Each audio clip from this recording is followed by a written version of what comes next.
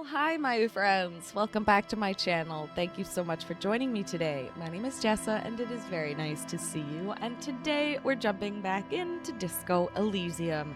We're right in the middle of day 5, so it is about to be Friday afternoon, and I feel like we have so much that we need to do today. I realized I forgot the communist meetup at the end of day 4. I'm very sad about it. I really wish I hadn't forgotten it, but I am really clinging now to the hope that I could still do that on the evening of day 5. But I guess I'm gonna find out, because I have absolutely no freaking idea. But I'm very excited to get into this today. I've got plenty of coffee and plenty of water also. Are you prepared too before we get started? Something to drink, something to eat, something to snuggle on, maybe somebody to snuggle with. Then if you're as ready as I am, please hit the like button, consider subscribing, and maybe hitting the hype button too if it's available to you. And let's get to this. Shall we? Yay! Alright, we got a lot to do, it feels like. And yet, at the same time, it also feels like I'm starting to run out of things to do. What is that about? Okay, barred door. We could retry that. Wait, what's the barred door? Is it the barred door that's in Classier's room? Because I think we already opened that.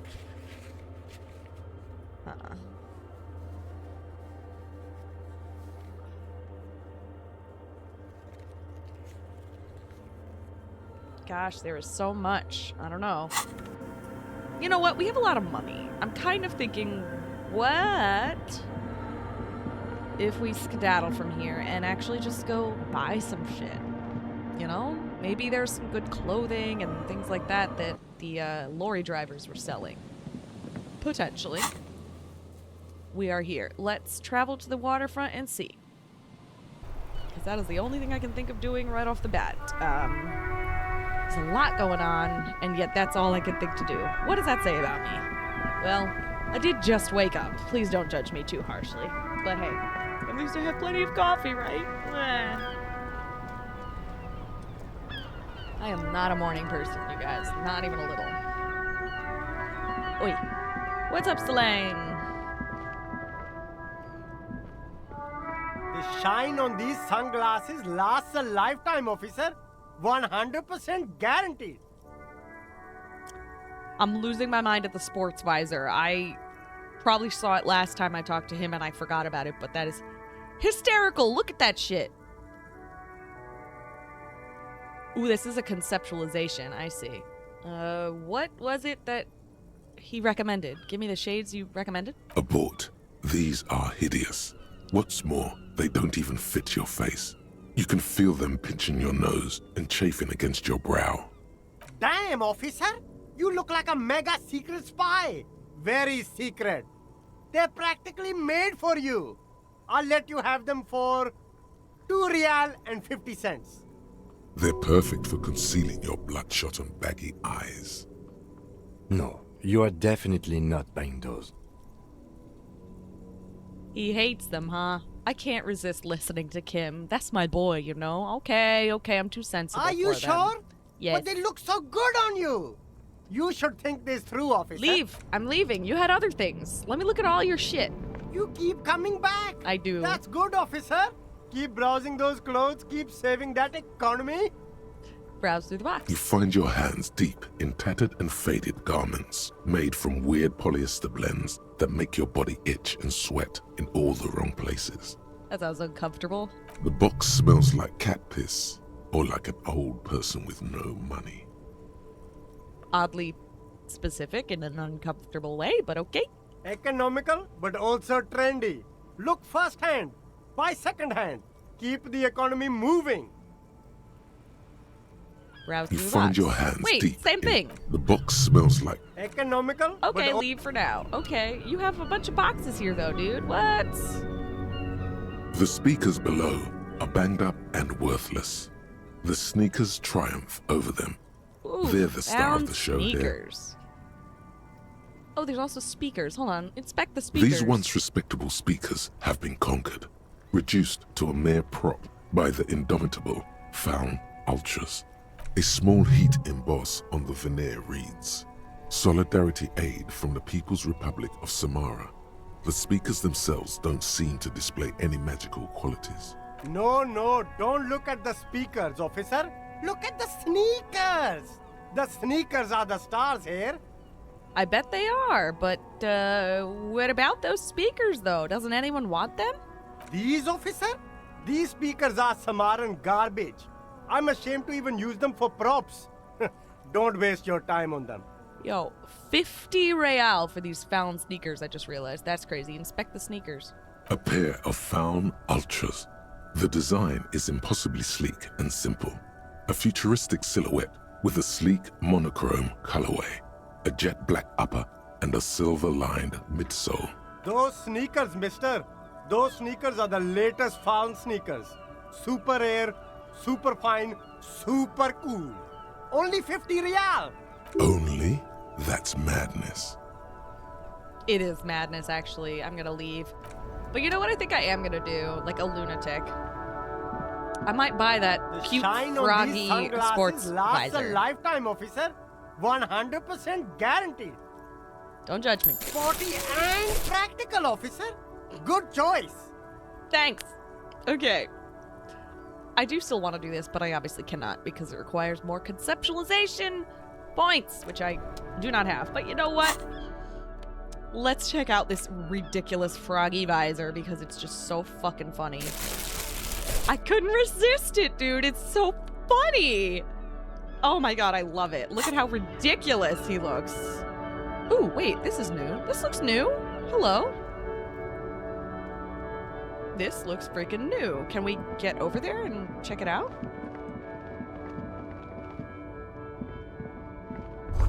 Footfall within. Not human.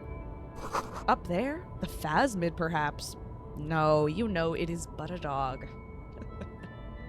How weird and goofy.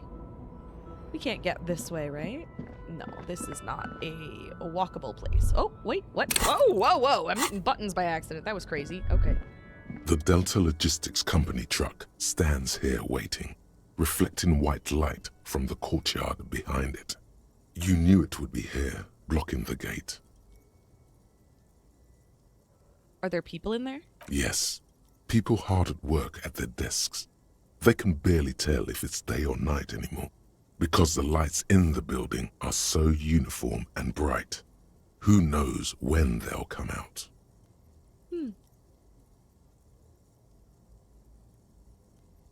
What keeps them motivated?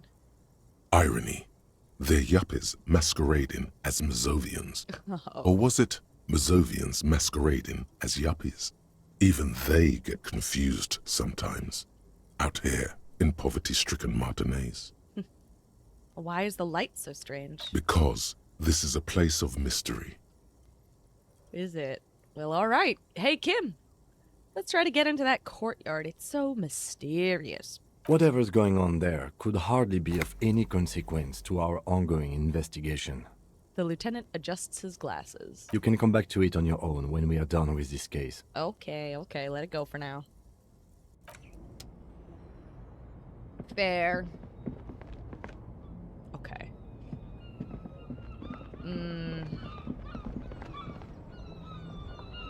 Maybe we should talk to the pawn guy again, huh? Let me take this fucking hat off, though. I just wanted it because it's hilarious, but I like the +1 encyclopedia hat. What a joy. What a freaking joy that hat is.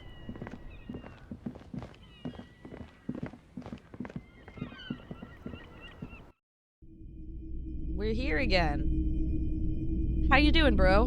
Hello, hello. Let me know if I can help you with anything. Well, no, I actually don't want to ask about sharing it, but hold on. There was something about that drug was mentioned.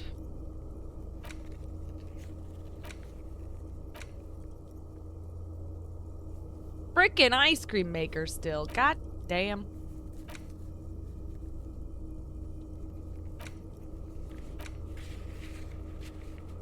Well, this hasn't disappeared. Get yourself organized. Attend Steban's meeting after 2200 at the Cape Side Apartments. Still hasn't disappeared from my, journal. I'm really hoping that it is still doable tonight. Really hoping. Really hoping. Ooh, you know what I just thought about? Because I saw on the side here, cases solved. I have other business to take care of. 1 second, dude. There's stuff. Not here. Tools. Stuff to read about in the ledger of failure and hatred, I believe.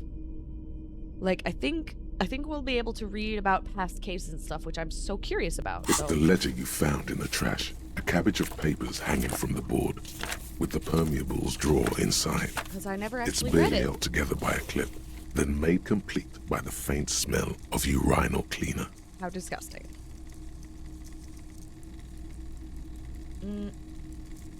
Smell the ledger. Ew. I'll do The it. acidic stench of rotting food is rubbed off on the cellulose. Blech. It now forms the base of the experience. This base surrounded by a faint air of spoiled meat, the stuff of death itself, and then sprinkled liberally with the citrus zest of toilet cleaner. You know, like the bits they put into public piss bowls, probably called Fermi Discrete, or Axel, or something. At some point in its journey, the ledger has seen the inside of a public toilet. Which is disgusting, but yeah. I know. Sylvie already told me I dunked it in the toilet. Oh my god, speaking of Sylvie, I am so sorry, you guys. I struggle when there's a lot of names. And obviously, there's a lot of names in this game.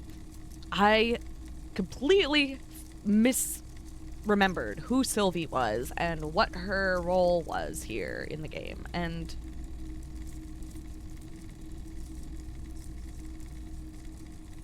the whole thing with Sylvie, the fact that I forgot whether or not it was her who called the cops or not, I feel so goofy about that. And I'm sorry. I struggle with names. I really struggle when there's a lot of names. I have a hard time keeping track of things.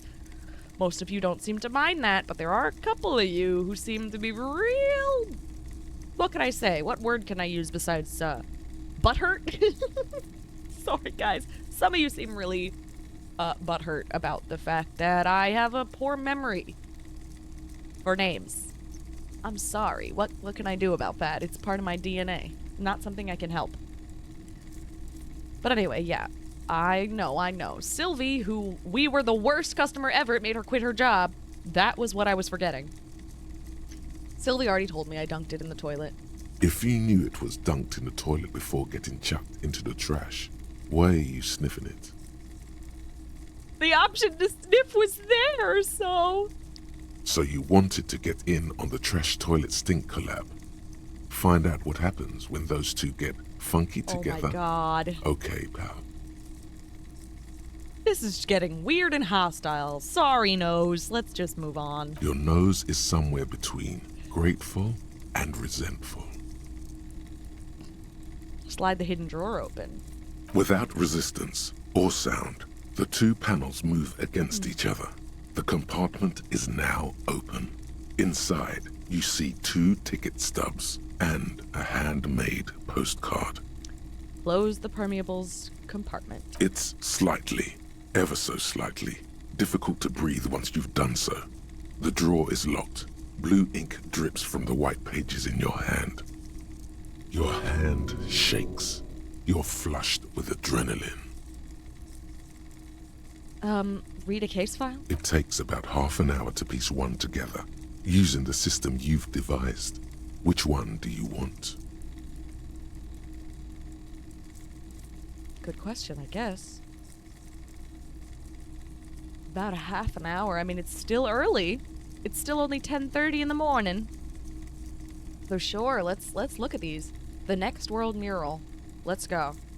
This one is relatively easy to reconstruct. Overnight on 1202, a graffito, nay, a mural, appears on an 8-story tenement overlooking central Jamrock. The building is a sparsely inhabited ghost tower, part of a failed real estate development called Grand Couronne. The mural is enormous. 2 silhouettes, a man and a woman, are kissing. The text cut into their form reads, "True love is possible only in the next world. Whoa. For new people. it is too late for us. Wreak Whoa. havoc on the middle class. People call it that thing and that fucking thing. It's visible for miles. In 2 days, the station's complaints desk gets clogged with requests to remove the bummer. You and your partner are assigned to the case. Huh.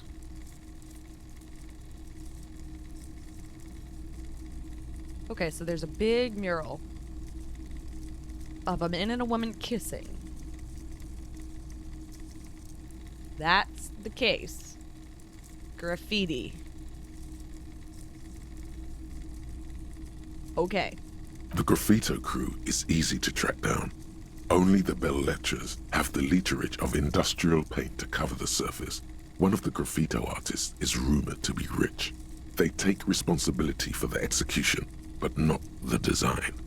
The ideologue of the Next World mural, as the crew calls it, remains an unknown.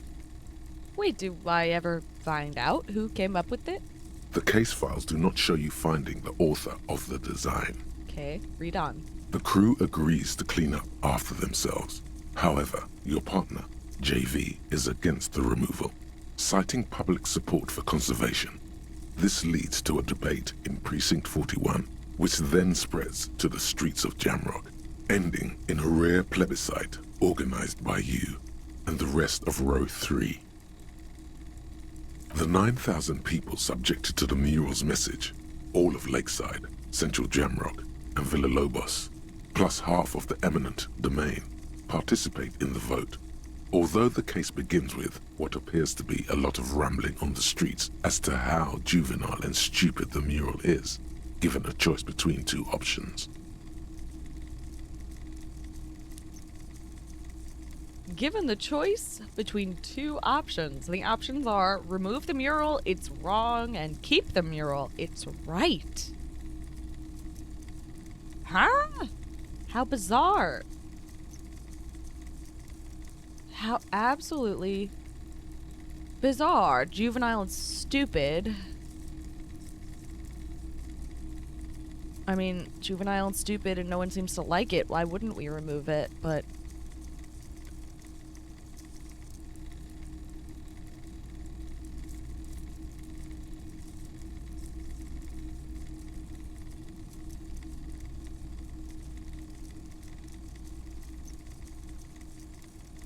what a strange choice. I don't think there's anything wrong inherently with a mural at all, and this mural in particular does not seem to be particularly offensive, so I wouldn't call it wrong. I also have no problem with graffiti. I have never been anti-graffiti.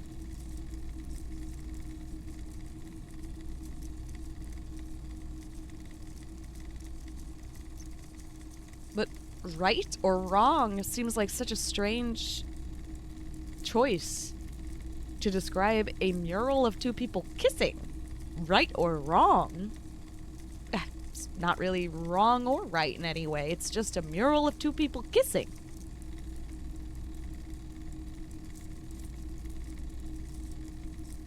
True love is possible only in the next world for new people. It's too late for us. Wreak havoc on the middle class.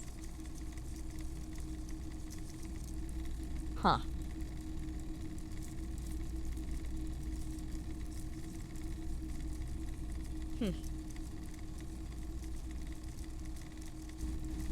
Although the case begins with what appears to be a lot of rumbling on the streets as to how juvenile and stupid the mural is, given a choice between 2 options, keep the mural because it's right? I don't know. A staggering 78% of voters choose to keep it. Turns out the opposition were a loud minority. And that love truly is possible in the next world for new people. And it is too late for us. Now I feel sad again. Great.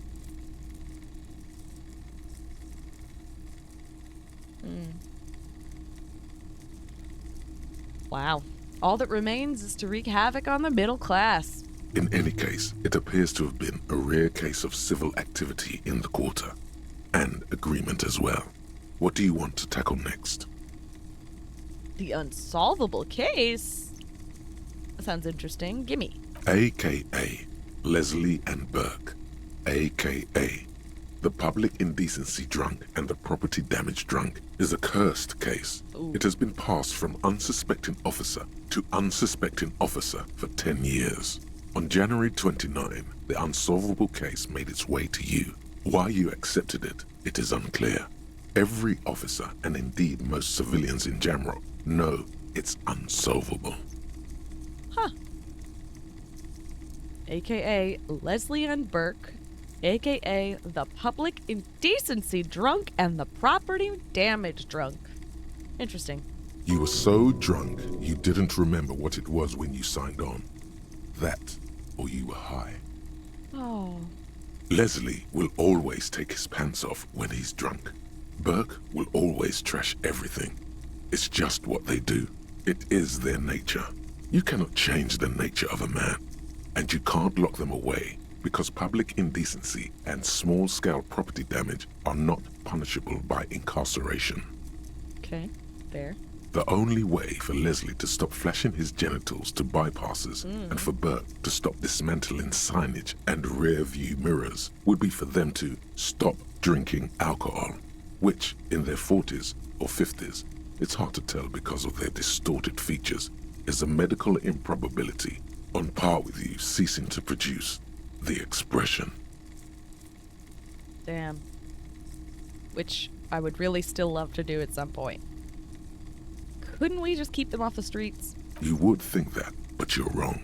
Yeah. Where's the fun in exposing your genitals or breaking stuff in your own home? No, Leslie and Burke are on the corner of Main Street and Perdition because that's where the action is. Proceed. Threatening, fines, dragging them to the station, locking them up in the hellholes they live in, locking them up in the station, hypnotherapy, even trying to get the local gang of Zemyaki to take them out. The Zemyaki gave them ethanol so Burke and Leslie would expose and rampage even harder. You Whoa. tried it all, and still the complaints wouldn't stop, as they hadn't stopped for 10 years.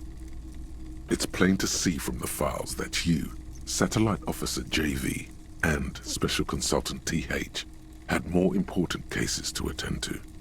You uncover cross-reference to several ongoing investigations, each brought to a standstill every time you drive down Main Street. Because there they are, on the corner of Perdition. And what is Leslie doing? One of these, probably. Public indecency or property damage? Maybe property damage. No, that's Oh, Burke. right. Whoops. Leslie's shtick is flashing his genitals, remember? How will you ever solve the unsolvable case if you can't even get that straight? Hey, Well, fair. turns out it's pretty simple. The case becomes considerably less comic one day when Burke takes a swing at your ledger. Uh-oh. He must have it confused with the property he likes to damage. But the joke's on him. The officer is also drunk. Way more drunk than Burke there. Oh. And let's be fair, you also have party eyes. You slam the hardened plastic board in his face, then proceed to beat him unconscious with it. Holy shit. In the process, the ledger sustains damage. The compartment within, reserved for permeable documents, is jammed shut. You stop your assault on the now unconscious Burke to open it, but are unable to do so. The officer began to cry, reports Leslie, who, at this point, is tending to Burke. Wow. Kill them. They broke it. He came at us, and at us. I think he was trying to kill Burko. While trying to kill Burko, you slowly come around. The permeables compartment is open. You've smashed it open on poor Burko's kneecaps. The good news is, Burke can't walk anymore. Can't get out of his apartment, an invalid.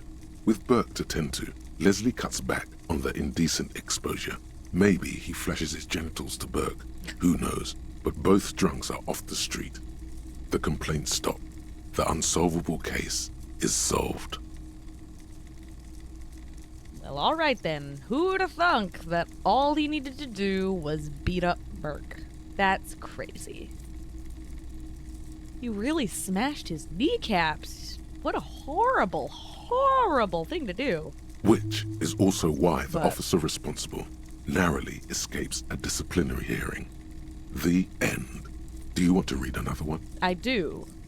But the officer responsible, was that not Harry? Kind of seems like it was Harry, but...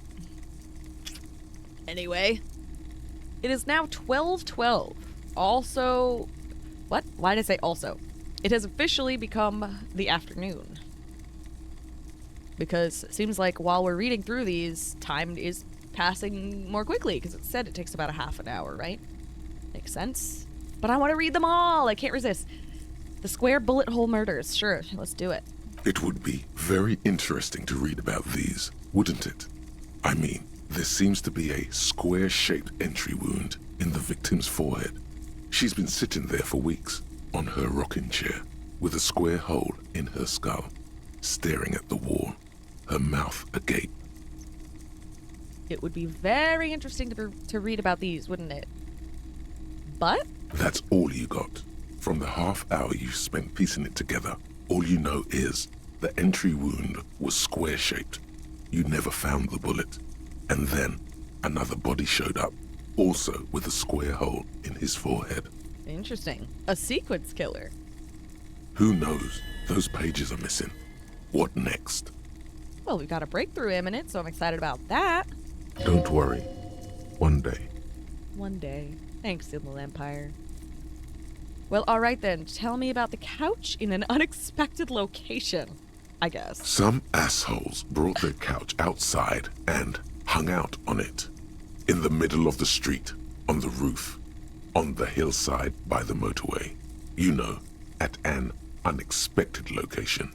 They were young, and they thought they looked cool on it.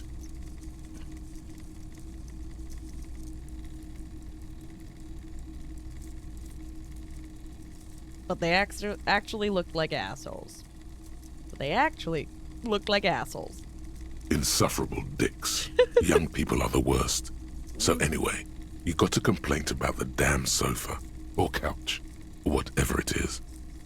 They were leaving it out in all these unexpected and whimsical locations. They took it to where they also took photos of themselves on it, and smoked cigarettes, and drank coffee because they felt it's intellectual. Cigarette butts, coffee cups, stupid couch. You had to clean it all up, and you did. So congratulations to you. Case solved. Huh. Okay, did I ever catch those guys? No, Oh. you didn't have time for that. These notes show that you have what is called a real goddamn job. You don't have time to be chasing down the couch assholes. You have a real job to do. What next? Well, next I want to hear about this murder, apparently, at the hookah parlor. Hell yeah. Murder. Tum tum tum. At the hookah parlor was a case originally assigned to an officer called Joseph Mills, who is now dead, of circumstances completely unconnected to murder at the hookah parlor. Wait. How? Beaten to death by Whoa. a throng of Villalobos gang members when him and his partner J.M., only initials mentioned, answered a call one night. It's a sad story, and it isn't really represented in your case files. Stop stalling and get to the murder at the hookah parlor. Right. On with the murder. Joseph Mills was on this case that he just couldn't solve. Was doing it solo. Said it was a real nutcracker, a real brain twister. Was on it for, like, a month. The captain got impatient. Shit or get off the pot, Mills. Mills didn't get off the pot. Not yet. He kept at it for a couple of weeks more, racking his brains, running with every theory, as outlandish as they seemed. Still couldn't solve the murder at the hookah parlor. Tough case, he said. Toughest he's ever had. Wait, was Joseph Mills a good cop? No, he was awful. Awful Oh. sense of humor, too. The worst jokes you've ever heard. Really rapey. Ew. Still, he'd been on it for months now. Said it was the final case. Said it was uncrackable. That murderer vanished into thin air. That goddamn hookah parlor was all he talked about. Sounds kind of interesting. stupid. Wow, what an awful guy. As we all know, at least if we have a heart or a brain or a soul or, you know, more than one brain cell, rape jokes are not jokes. Go on. Okay, so the case is handed to you because Mills isn't getting anywhere, and you look into it. Here's the setup. A young man is found dead in a hookah parlor. You know, those places where you go and smoke bubblegum-flavored vapor all day. Really cool, really stupid, or can you get high off it?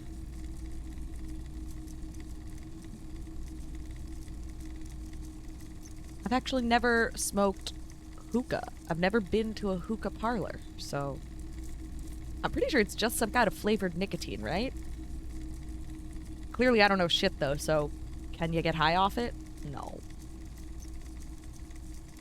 So I'm gonna go with really stupid. Yeah, so anyway, young man in his 20s found with his skull busted open, right on the floor of the hookah parlor, in the middle of the day.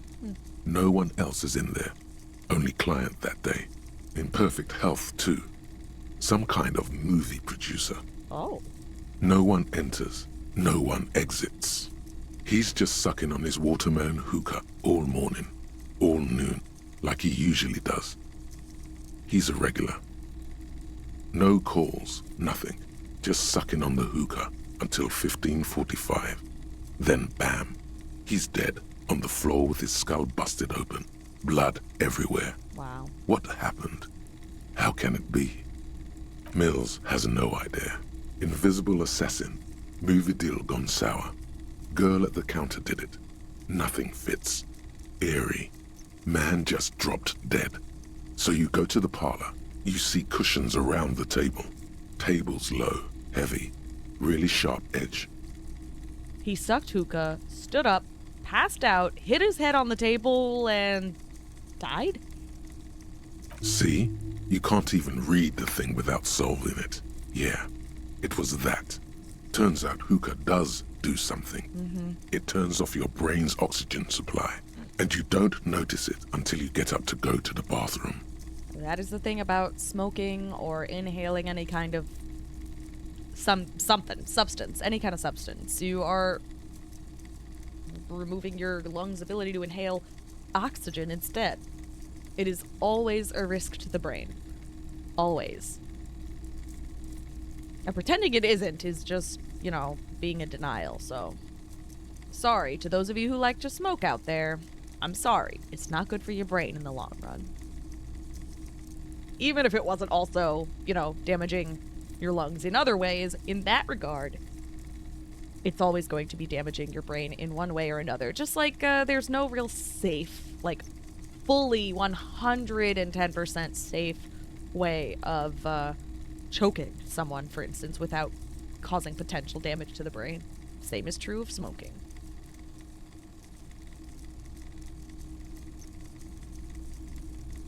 What was he even doing there for 6 hours? Yeah, he must have sucked a lot of it.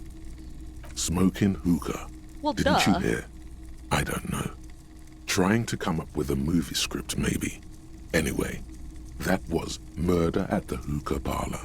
Joseph Mills wasn't a good detective, and about 30 minutes has passed, piecing it together. Yep. Next. It is officially like 2 p.m. now. I can revisit this another time. Not much has changed in the meanwhile. A bunch of sodden papers still sags from the clipboard.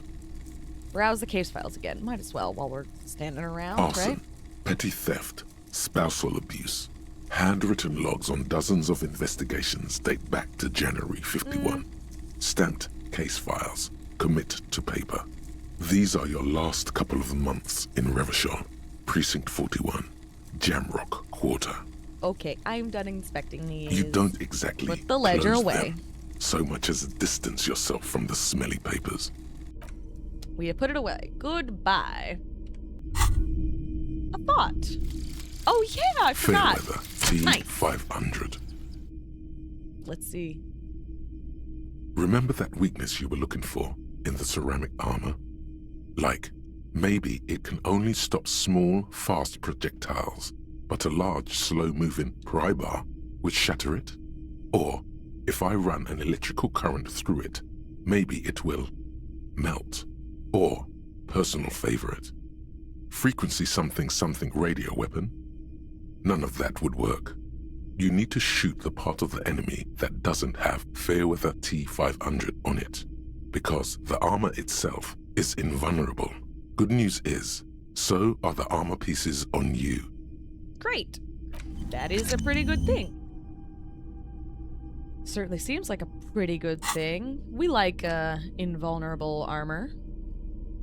I certainly like this invulnerable armor, but it sucks that it gives that -1 to empathy. I don't like that part. That part makes me sad. I have no glasses that don't have a negative to them. All of my glasses have a negative to them. It's pretty frustrating.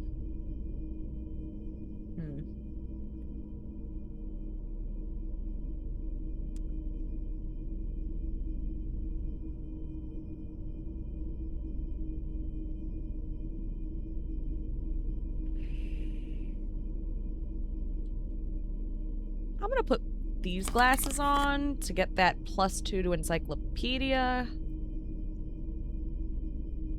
Because wasn't there an encyclopedia check I wanted to do? Am I losing my mind? No, there is. The mirror. Wait. There's 2 of them. Oh god. Okay. 2 mirror checks. Oh, 3 mirror checks. Uh-oh. Oy. Frustrating. Wait. Let me see. +2 hand-eye coordination against enemies in that armor. Oh, that's neat. That is really neat.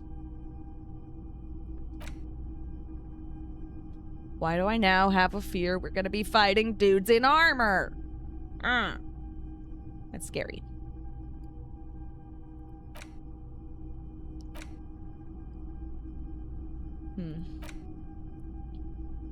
Don't have any skill points right now, so it doesn't matter, but I am looking through these. Shamrock Shuffle sounds fun as hell. What can I say? By now it's clear you like to look inside containers. You like to open doors and see what's behind them. Maybe secrets, maybe more juicy containers. Let's be honest, you like all containers. Trash cans, utensil trays. This is so cute. The Holy Scepter and the Orbe de Montagne. What? Montagne. I don't know. Fucking whatever. Ooh, date of birth generator. That one sounded really interesting. I want to know how old he is for real, you know? Wait, didn't he learn how old he was for real? Well, date of birth generator would be nice to know. I probably.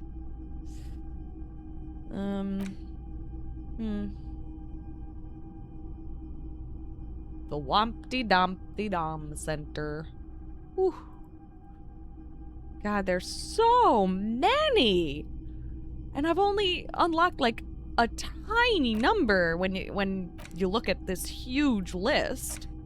Holy shit, that's cool. Alright, let's leave the pawn shop, because apparently there wasn't any really good reason to be in here anyway. We still gotta go find that girl Ruby, but I feel like that is not what I want to do right now, because following that lead really led to what felt like was about to be some kind of serious main quest end game type of shit. So I don't think I'm ready for that. Not ready for that. Ugh. What's up, you? I forgot your name. Still here. Tommy. Stuck in this damn jam, my man. Yeah. What's up? Never mind. There's nothing to say to you.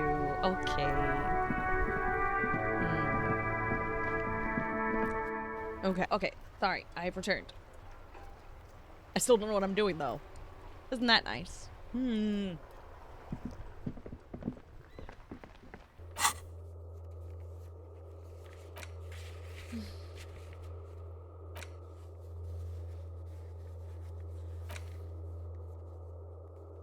I really need to do this nightclub thing, or at least that's what I really want to do.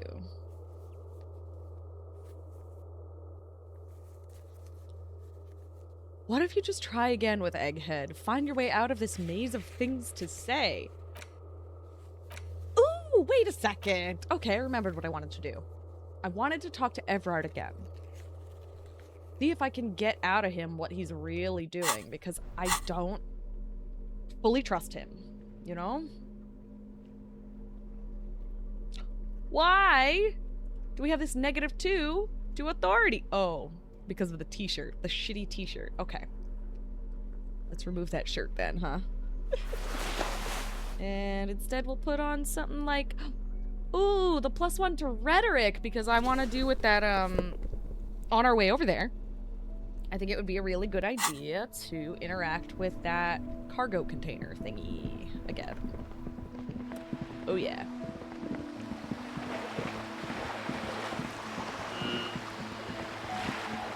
That was a weird noise I just heard. That's okay.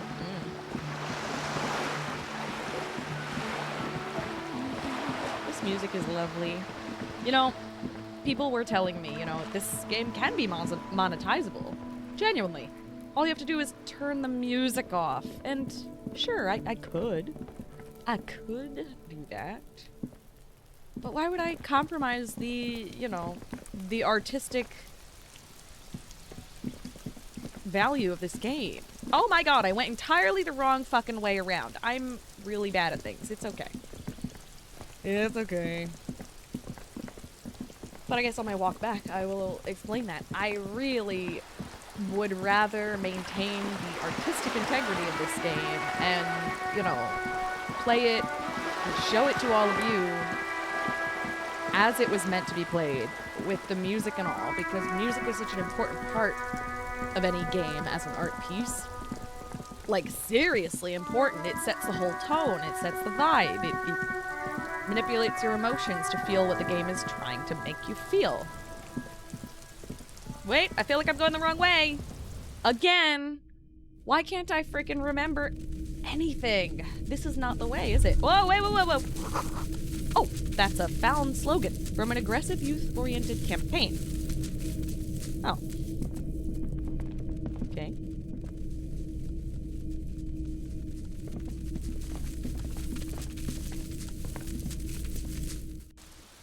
Yeah, I don't think this is the way to go. No, this was not the way to go. I literally have to go all the way around like an idiot. But yeah, I would really rather not make money off this series than compromise the artistry of it. I refuse. Maybe that makes me a bad businesswoman. But,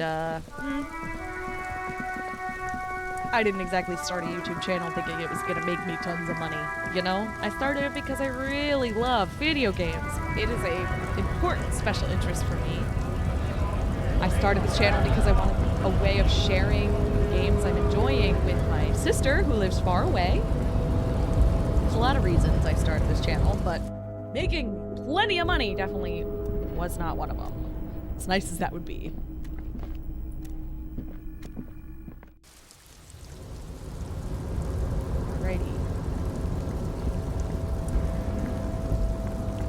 Remembered that Rene was found here and he died.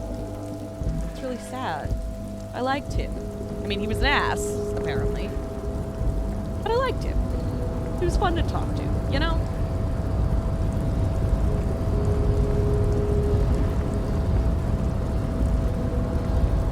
Shall we check out this door again? I know it's a rhetoric check, but wait. Check it out on my thing. Whoop. There it is. Rhetoric. Do I have anything that gives me extra to rhetoric? I've already put these, I was going to say these glasses on, but no, it was not the glasses. It was the shirt for the rhetoric. Was there anything else?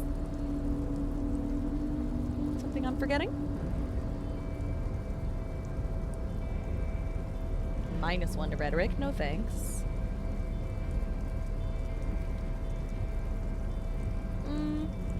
Another minus to rhetoric. No thanks. Doesn't seem to be anything else that gives any pluses to rhetoric, I don't think. Nope. Nothing. Absolutely nothing. That is perfectly fine. Let's try it then. You're back before the cargo container. Its drawer has not lessened since you were last here. If anything, it seems to have grown slightly. Wow. Alright. Persuade the door to open. With rhetoric, for some fucking reason. Let's do it. And, as Big it's shot. always been, it's impossible to open a container with the rhetoric. Maybe you're losing your mind. Sigh. Nothing to do here for now. Alright then.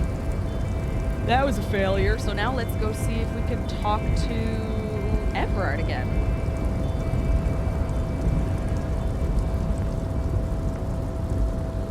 Been a while since we stopped in and checked on him. Oh, look! This guy, I forgot about him. Hey dude, what's going on? Oh, hey, Easy, mister. Leo. I knew you'd be back to talk with old Leo here. Yes, I did. Yes, I did. It's like Lady Larice said when she opened a bathhouse in the basement of my apartment building. They can only get so far before they're aching to get back. And lots of folk really did keep coming back. Leo, in the future, could we keep this greeting a little shorter? Sure, mister. Absolutely. I'm always willing to help out nice fellows such as yourself. Oh, he smiles his disarming smile and looks you deep in the eye. What a sweetheart. I love him. Okay, I'm off. Never mind. He doesn't have anything else to say, but I love him. I love him. Just a nice dude, you know? Hey, Everard. Oh. This is not a fishing rod, is it? It does look like a fishing rod, doesn't it? Okay. Anyway. What's up, dude? Mr. Dubois, I hear the meeting with Titus was a glowing success. That's such a relief.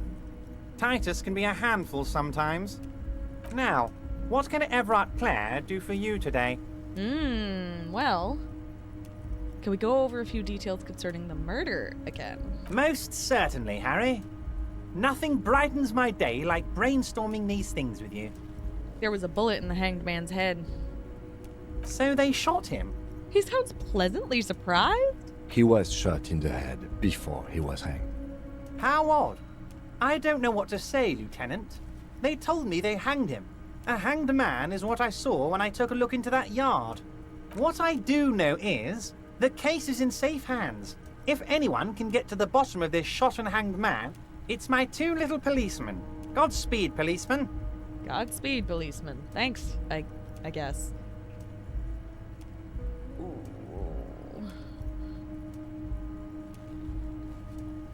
Let's change the subject. By all means, Harry. What's on your mind?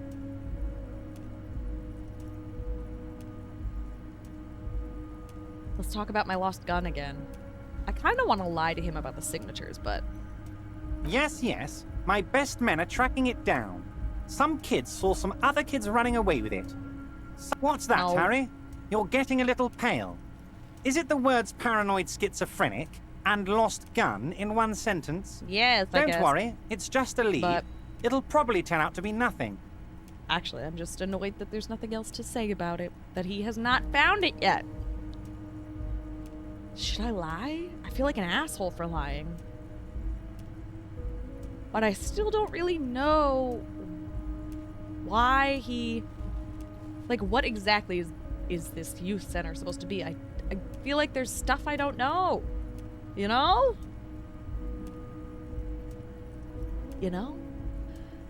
What is in the container that's outside your office? My dear Harry, there are literally millions of containers in this harbor. I couldn't possibly remember what's in all of them.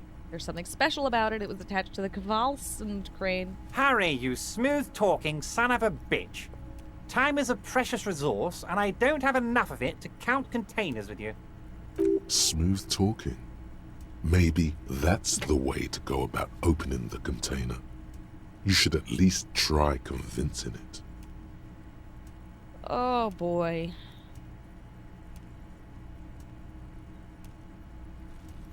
I'm gonna leave again.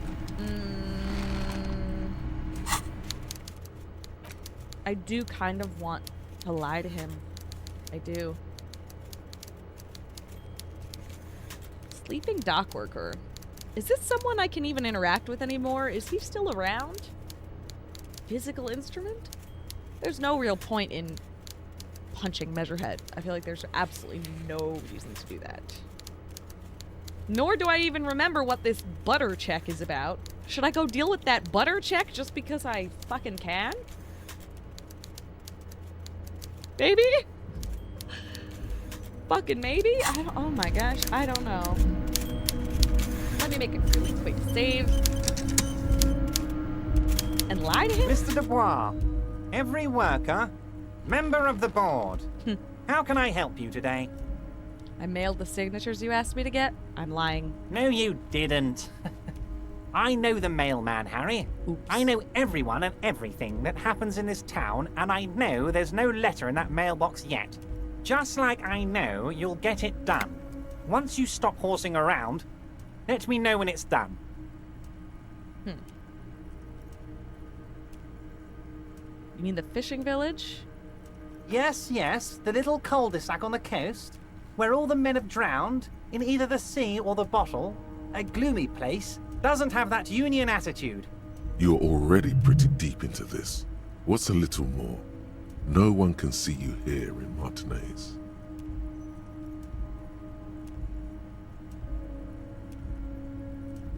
Kim, what do you think of this? I can't remember what he said. It depends. I don't think what we just got from Mr. Clare was very useful. He studies Everard. Yeah, me neither. But, he thinks, it's your call. As I said, it weighs on me heavily. But once we get really talking, well, I'm gonna hand you the keys to Martinez, and maybe even help you figure out who's behind this killing. Let's change the topic. By all means, Harry. And leave. Goodbye. Goodbye. Goodbye. How do I get out of here? Oh my god. Why do I get so confused in these, in some of these places? Okay, let's leave. Fuck.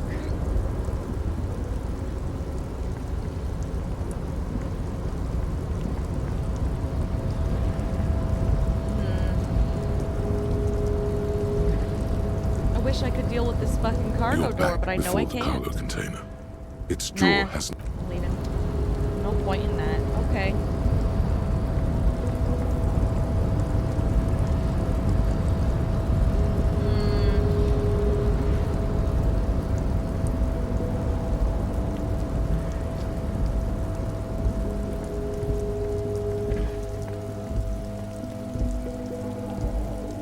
This is the night watchman's booth. The name on the door reads, René Arnaud. René left his uniform neatly folded on the table. Rest in peace, René Arnaud. Take it. It's just there. Who cares? It's not like anyone's gonna need it. Generally speaking, it would be dishonorable to take it. But then, it looks like a military uniform, and wearing that is very honorable. So, a conflict of honor, it's up to you.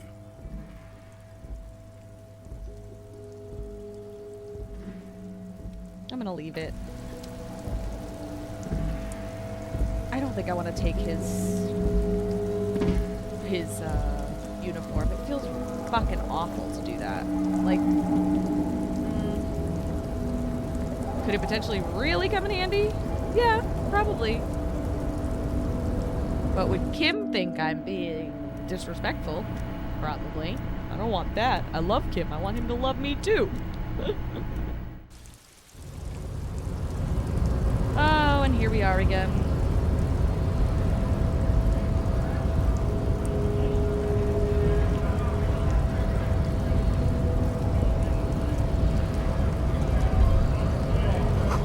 Greater Revachol Industrial Harbor. Yes, I know. We've seen it. We've seen it.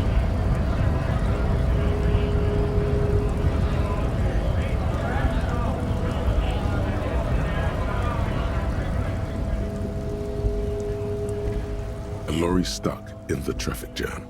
This big, heavy Grad-made machine is well kept for such an old machine. Look in the window again. The windows are clear. They've been recently washed. You can see a lorryman's cabin with personal belongings, stickers, insignia. Fumes of heavy fuel oil waft over you, making your eyes sting. The odor mixes with cigarette residue. Leave. I'm not seeing anything new going on here.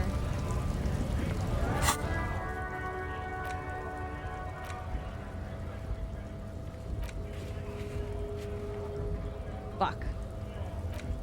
I feel like the best thing I could do, aside from maybe, you know, finding the murder weapon, which would be fucking great, but I don't know where we would find a working firearm that shoots a 4.46 ammo. I have no idea.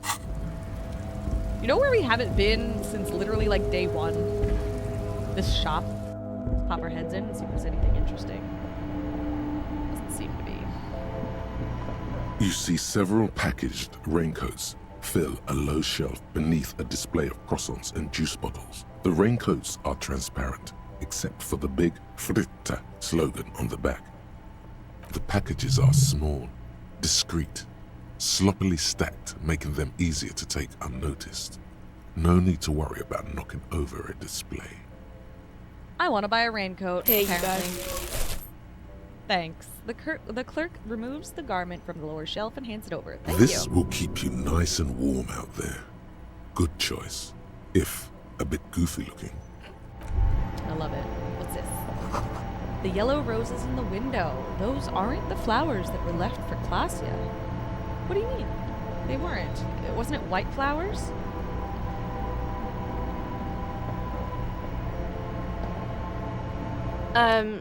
Is this about the questions again? Because I don't really know anything. That's fine. She puts down the magazine. I actually need to exchange this novelty check for cash. That's hilarious. Give her the novelty check and gain 25 real. Wow. I didn't know you worked for the union, sir. She rolls up the giant novelty check. Looks like she's seen it before and slips it under the counter. Anything else I can do for you? Blow the whole thing on speed and gin right now. No, Speed and gin. Great combo. no, Ask some local dealers maybe. no. Leave. Absolutely not. But hey, we got a raincoat now. Something that I believe we wanted to do on like day one. Thankfully, it gives a nice +1 to endurance, which is definitely appreciated. I don't think I even have anything else that gives me any pluses to endurance. Pretty sure that is like the only thing I've even seen that gives me that nice +1 to endurance. I haven't needed endurance in a bit though.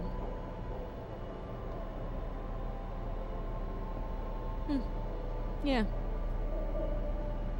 Yep. Pretty funny. Well. What is this again? I don't even remember. Oh, that's to... The tear Nope. machine stands in the corner. A sign says, 1 bottle equals 10 cents. Leave. I don't actually need to use that. Alright. Out we go.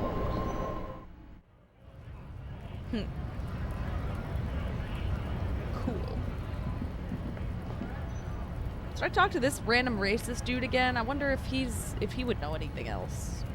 We haven't talked to him since like towards the very beginning of the game again. So, sure, I guess. Hey, what's up? Racist. Looking for something, Hunt? Come to tell me to fuck off again? No. I don't even remember what argument it was. Right, I'm going. Never mind. Nothing new happening here. Absolutely nothing new at all, apparently. Wait, I could go over here, I remember. Let's walk back over there.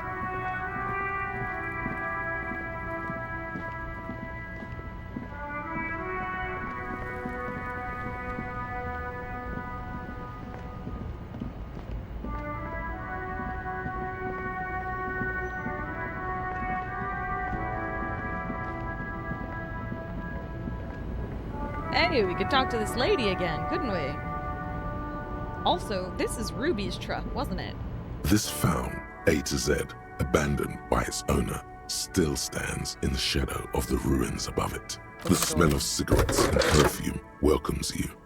The cabin inside is plastered with old movie posters. Actresses smile from the walls.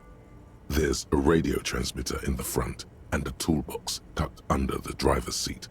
Some tools lie scattered near the pedals. There's something odd about the passenger seat. The seating fabric has been pulled tight over the lower side of the seat where the toolbox should be.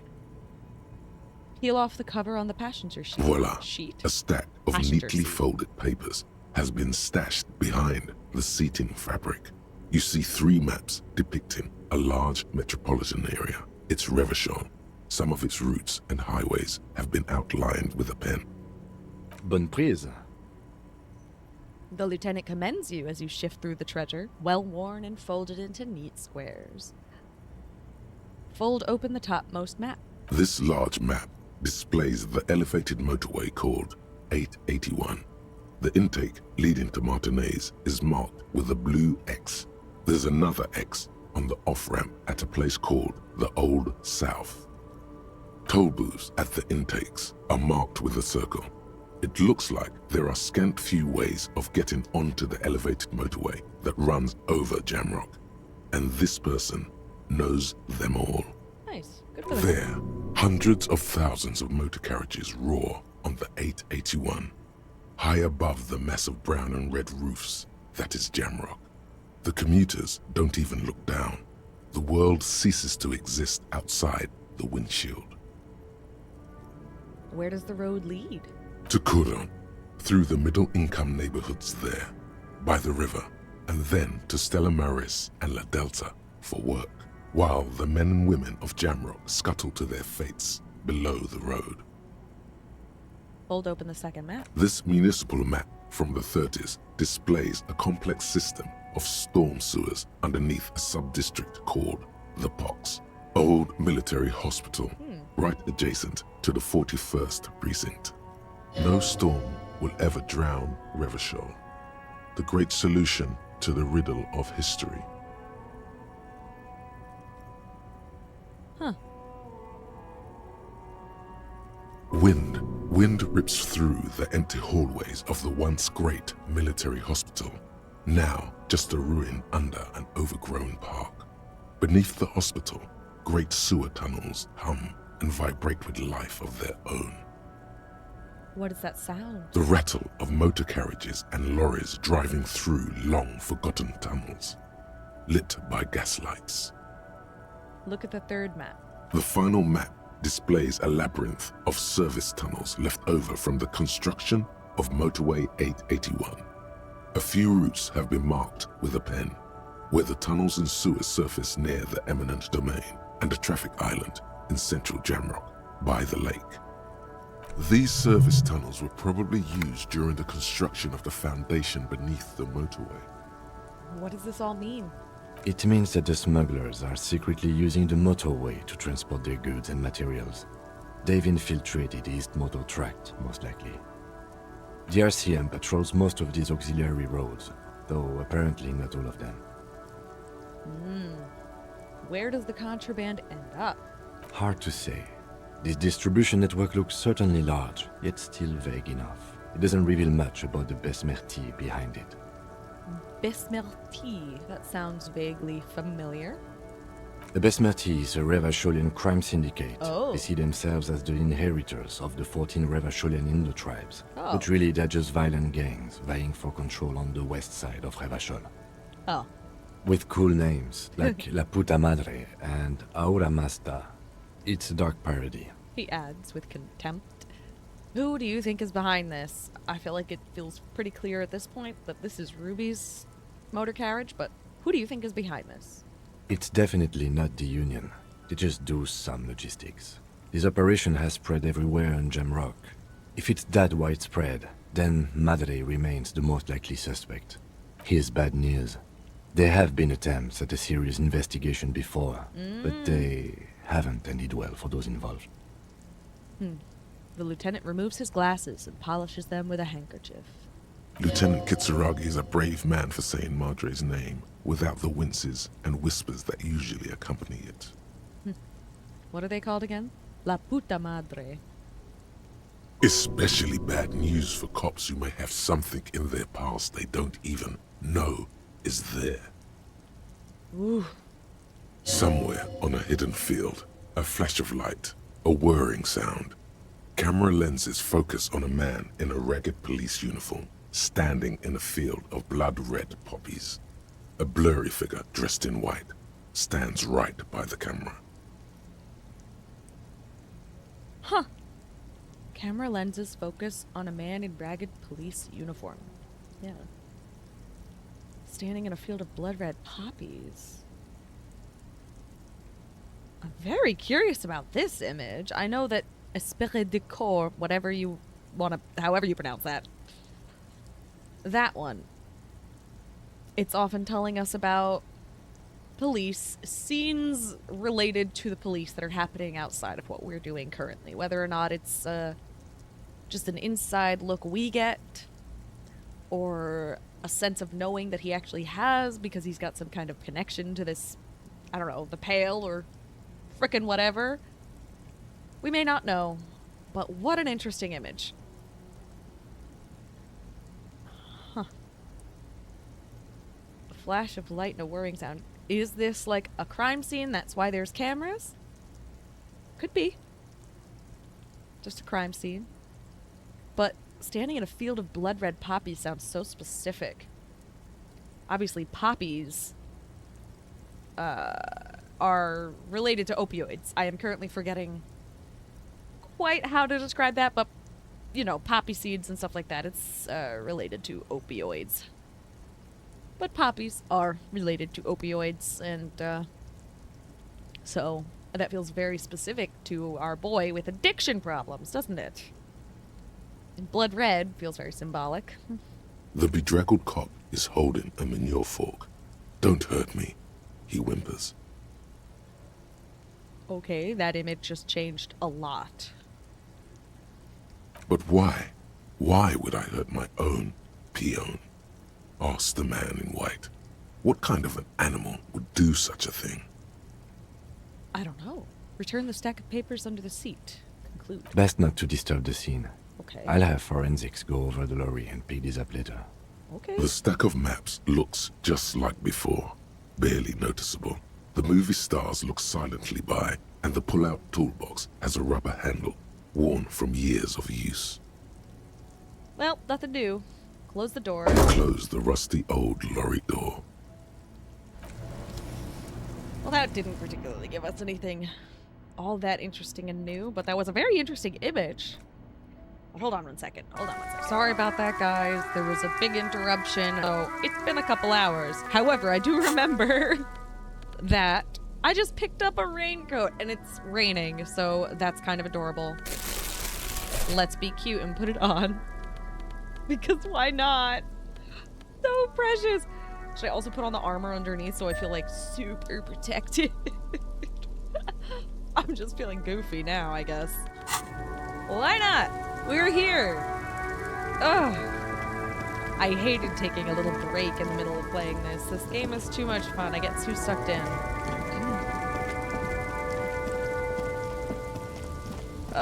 But what are we even about to do next? I've reached a point where I'm struggling to find things to do simply because, well,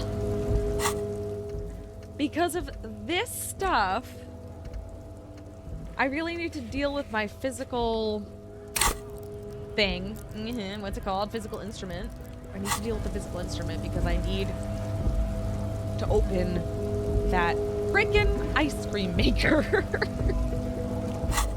Oh, I can fast travel from where I am here. That's awesome. So let me actually go back to the church. So, here, maybe I can just go talk to Egghead again and see what else we can do.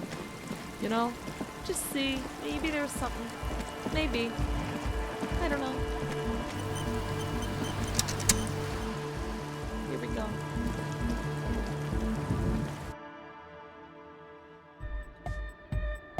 Yo, here they are. How's it going, Egghead? We're close.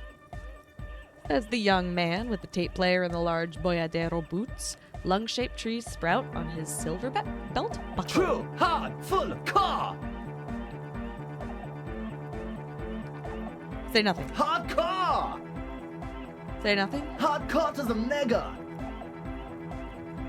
Say nothing. Internally coherent. Say nothing. All car. All right. Yeah. Say nothing. He furrows his brow as his very large head traces the sublime, invisible movement of the music in the very real air of the stuffy tent. Hardcore. Ah. He lets out an agonized roar over the feebleish, obviously not too hardcore, beat below. So hardcore! Is it though? It is! What is it? I mean, really. He tilts his head to the other side like an owl. I was thinking that too. I am the mic enforcer. I am the chicks checker. Yeah. Okay. And I guess. Huh. Well, that was something. Let's do it again, I guess. Where's the oh, no, I can't see it. I can't see it. I want to see what the rest of the line was that he was saying. But anyway. True, hard, full, car. Say nothing. Hardcore. Still say nothing. Hardcore to the mega. Hardcore to the mega. Say nothing. Internally coherent. Still say nothing. All car. All right. Yeah. Still say nothing. I'm dying. He furrows his brow as his very large head traces the sublime, invisible movement of the music in the very real air of the stuffy tent. Hardcore! Ah! So hardcore! Is it though? It is! What is it? I mean, really. The question is, what is the question? No, but seriously, I'm a bit worried it isn't. Task complete? He frowns, then starts bobbing his head back and forth once more. The skin on your back is crawling. For a second, you can't even hear the music anymore. There is a hawthorn tree on Rue de Saint-Gislain, right next to the canal. Don't be alarmed. Everything is okay. He isn't actually worried. Everything is still super hardcore. What he probably means is, it could be even more so. Huh. You said you were worried. What do you think is wrong with the music?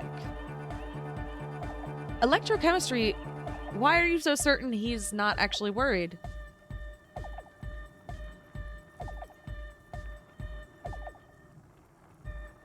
You said you were worried. What do you think is wrong with the music? I don't think he thinks something's really wrong with the music. For some reason, I just have a feeling he means something else. But...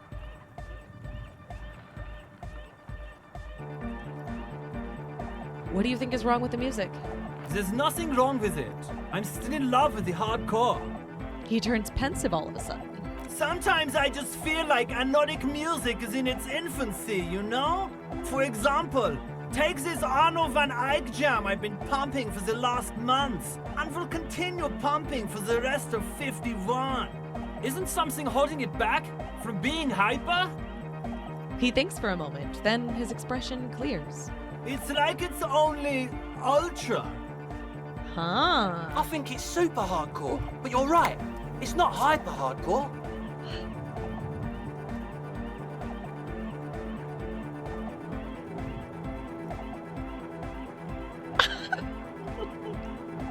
I don't even know how to respond to this one. It's hyper hardcore. It's super hardcore. It's only ultra hardcore. Do I want to agree with Egghead? Do I want to agree with Andre? I'd say it's super hardcore. You know, it's kind of in the middle there.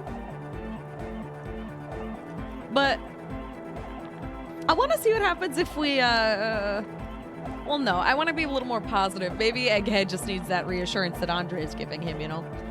It's super hardcore. Yeah. Fuck yeah. I knew it. He seems sure, but you are left with the nagging doubt. You might have overestimated the hardcoreness of that jam. Can we say it again? Can we try something else? What do you think is wrong with the music? There's nothing wrong with it. I'm still in love with the hardcore. Sometimes I just feel like anodic music isn't something holding it back from being. It's like it's only. I think it's super hardcore, but you're right. It's not hyper hardcore. What if I say it's only ultra hardcore? You're right. It is, isn't it? I knew it. He nods in agreement. But how could it become harder core? I know the answer in my heart, but cannot sink it in my head. If this is not hyper, how could anything be? Oh. Sounds suspiciously like a question. I thought the question was, what is the question?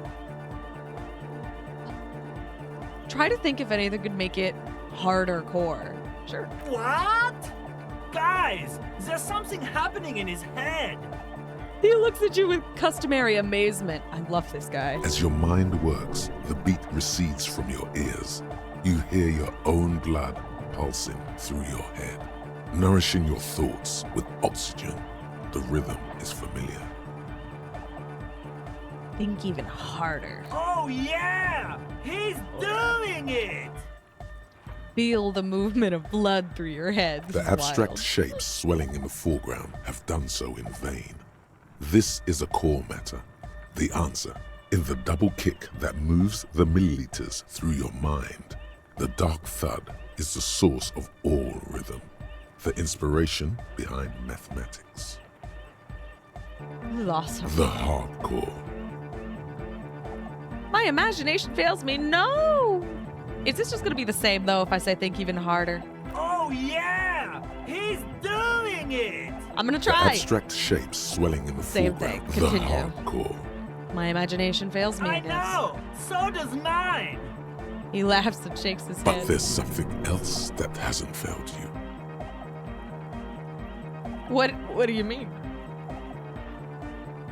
Something else hasn't failed. Sounds suspiciously like a question. I thought the question was, what is the question? No! This is the answer! Well, I just remembered something. I'm the police. Uh-huh. The young man is bursting with anticipation. I can't see what's relevant about it, but Harry clearly is onto something. Oh. Oh no.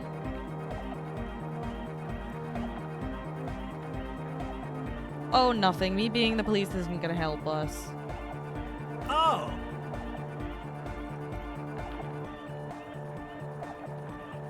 I can't help you with this right now. I need something else. Something extra. Yeah. Whoa. Physical instrument check. Okay. High chance, 92%. +1 from the beat of your heart. +1 expert on anodic music. Ooh. Fun. And at the white check, physical instrument though, which we already just recently leveled up. Fuck it, I'm gonna give it a try. You know Oh, it in thank your God. lungs where the pressure should vibrate, in your heart that's alone, and in your solar plexus where the hits should land. So does every chordate animal. Huh. Needs more bass, dude. What? The young man makes a sudden move like he's about to turn the volume down, but that would be ridiculous. And a melody. A good melody is what makes the song really stick, so that you can't get it out of your head anymore. Point at your head. Wow, okay. We should start with the melody. But where would we get that stuff from?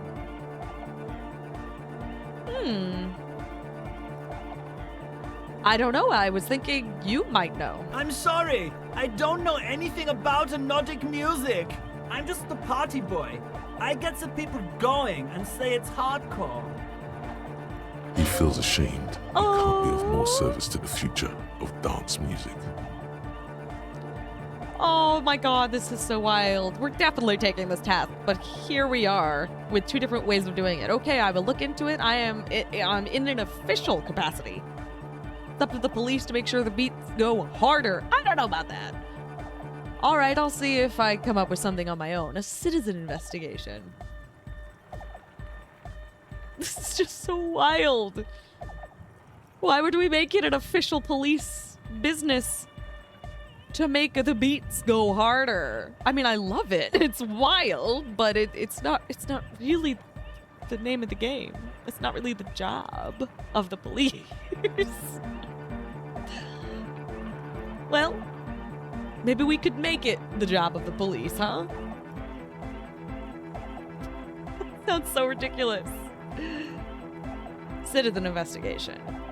The young man falls silent with appreciation. He even tries to contain his smile, as if it could hinder your investigation. Oh, he's so precious. Basically, what you need to find here is a tape with some banging music on it, so that Egghead could use it to remix Van Eyck's jam. Oh. Yeah. Maybe that street hawker across the pawn shop has got some tapes to sell. That's just an idea. Oh, shit. There is a hawthorn tree on Rue de Saint-Ghislain, right next to the canal. A reel of magnetic tape is caught in its branches, like bronze ribbons blowing in the wind. Rue de Saint-Ghislain. I've been there. Oh, I know! I know this! I can tell you where it is! Thanks, Egghead. St. G is the boulevard before the canal bridge. The one that takes you to the whirling in rags and the industrial harbour. It's got the lanterns and the... I knew that! I could have said that! and the mosaic sidewalk. But it's all blocked with that stupid traffic jam right now. Anyway. It feels cold.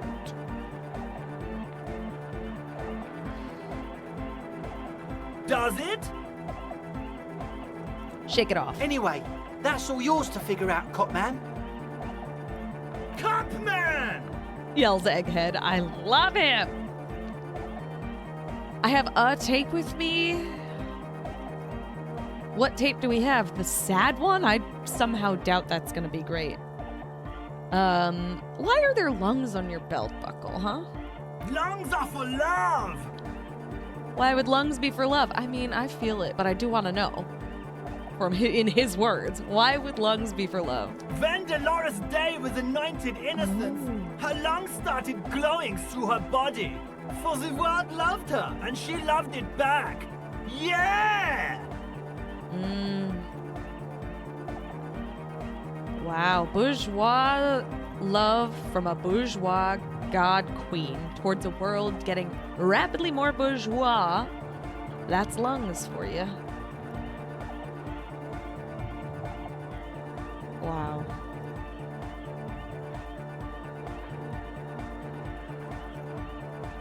Really? I think I want questions. Yeah, really. I think so.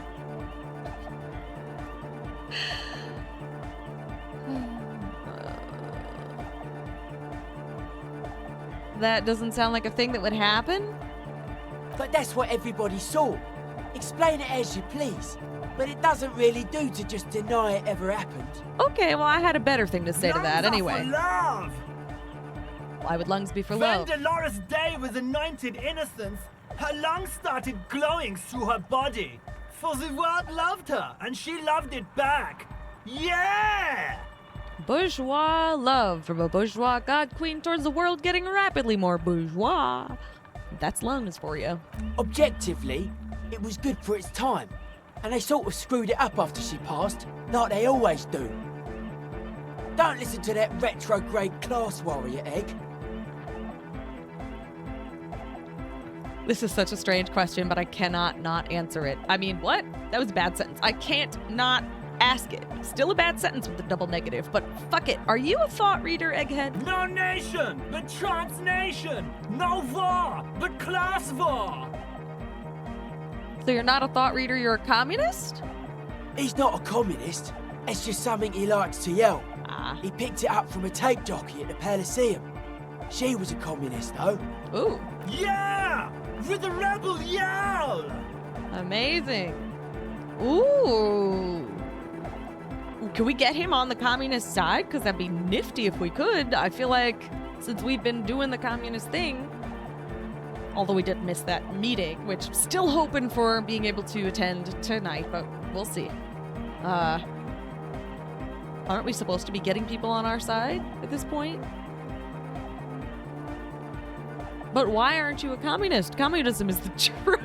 I could be a communist. If you want that, do you want me to be a communist? Please don't turn him into a communist. Oh yeah, turn him into a communist. Come on, it would be super. This is wild. Don't be a communist. That path is too hardcore. This is wild. Be a communist, Egghead. The future needs your help. That seems like a lot of pressure.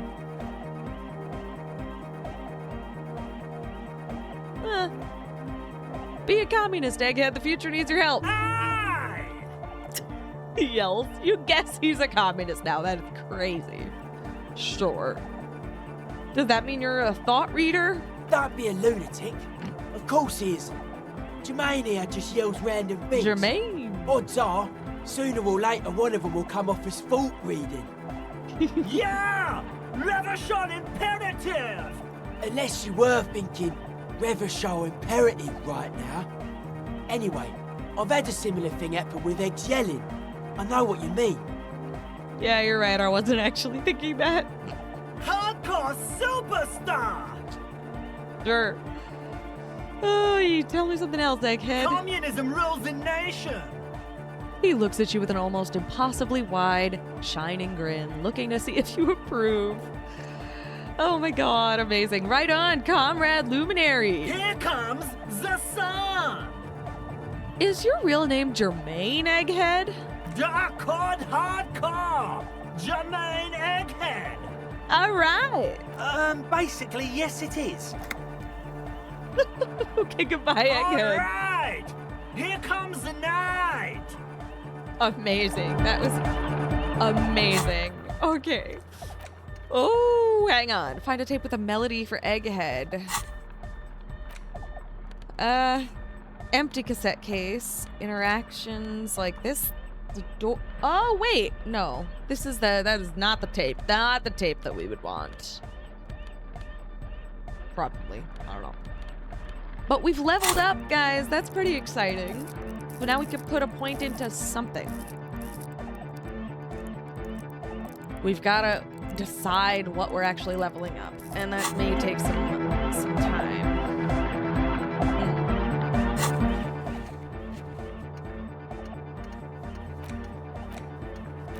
Now, how am I gonna make their music more hardcore? I think we should probably go back to the guy at the pawn shop and see. Maybe. Are we in a place we can fast travel? Yes. Yes, indeed. So what am I doing? The waterfront. We can't travel right now, apparently. I lied. That is a shame. Okay.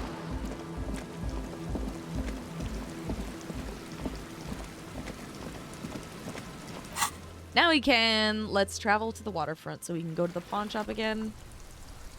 About tapes.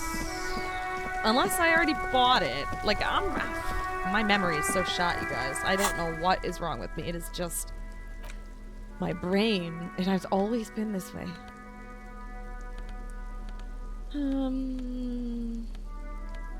Just an empty cassette case.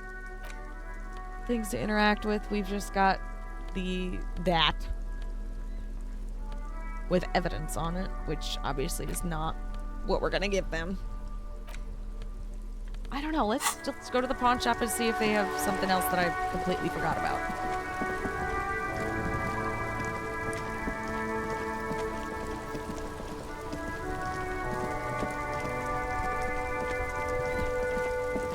Yay! Here we go.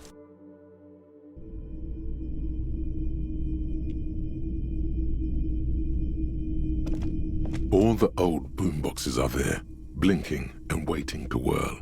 All but one. Yours. Hello, hello. Let me know if I can help you with anything.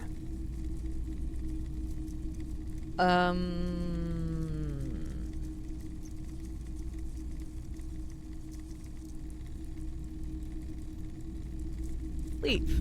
Okay. Oh, this is the figurines. You see No, rows of step tall. away. A typical Martinez streetlight sits among assorted floor and table lamps.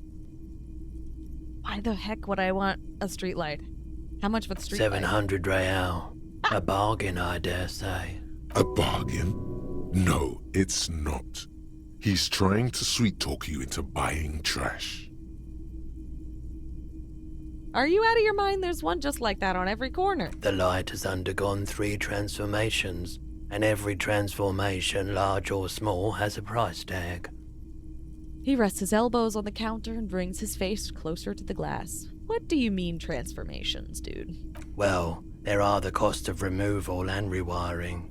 He throws you a look of weary patience. The most important transformation is the light's placement among ordinary indoor fixtures, which has adjusted its morphological field. The light became suitable for use inside the home just a few days ago. Uh-huh. There's nothing else I need to know about the light. Okay, then. That was certainly quite goofy.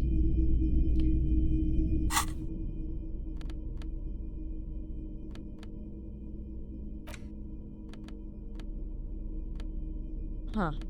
I mean, I do have a tape, but I can't imagine it would help. It just does not seem like the kind of tape that would help.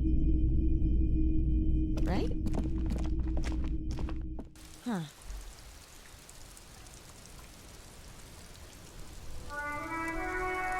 Maybe I should give it a try, though?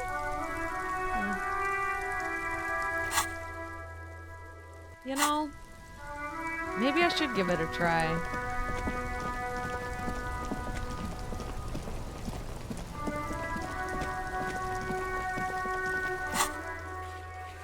Maybe I should. I'm just gonna go back to the guys and give it a shot, okay? We're gonna give it a shot. We're gonna quick save first, because if this is stupid and fucks up their awesome rave plans, I will feel bad and be sad. So, no, we will not have that.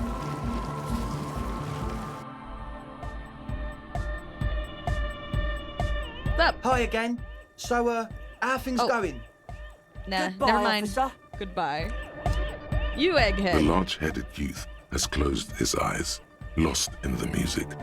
Sensing you, he opens them. Good morning, comrade. Yeah! He shouts, apparently unaware of the time of day. Yeah, because it is actually 3 p.m. Well, anyway, hey, I have a tape with me. Maybe you can use it to improve Van Eyck's jam? Tape! Yeah! Spins the tape until the space escape! Yeah!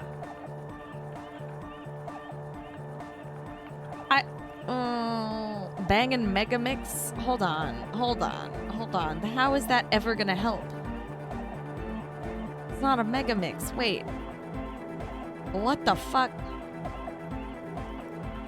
Never mind. Hold on. Communism forever! Okay, bye. Interact.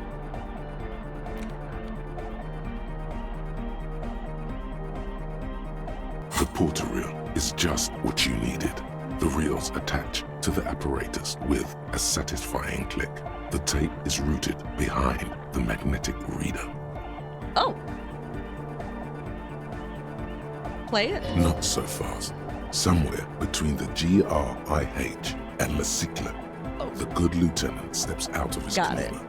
A brisk, chill wind greets him. You get the feeling he should have been here for this. Listen when he's here. Got it. My bad. Okay, before we talk to this dude, let's go out here and listen to it. Also, I think I'm wearing this coat because it's you know, fun because it's raining out, but let's put on something a little more reasonable right now. Something like that, you know? We don't need -1 to perception, you know? We don't need that shit. Yeah.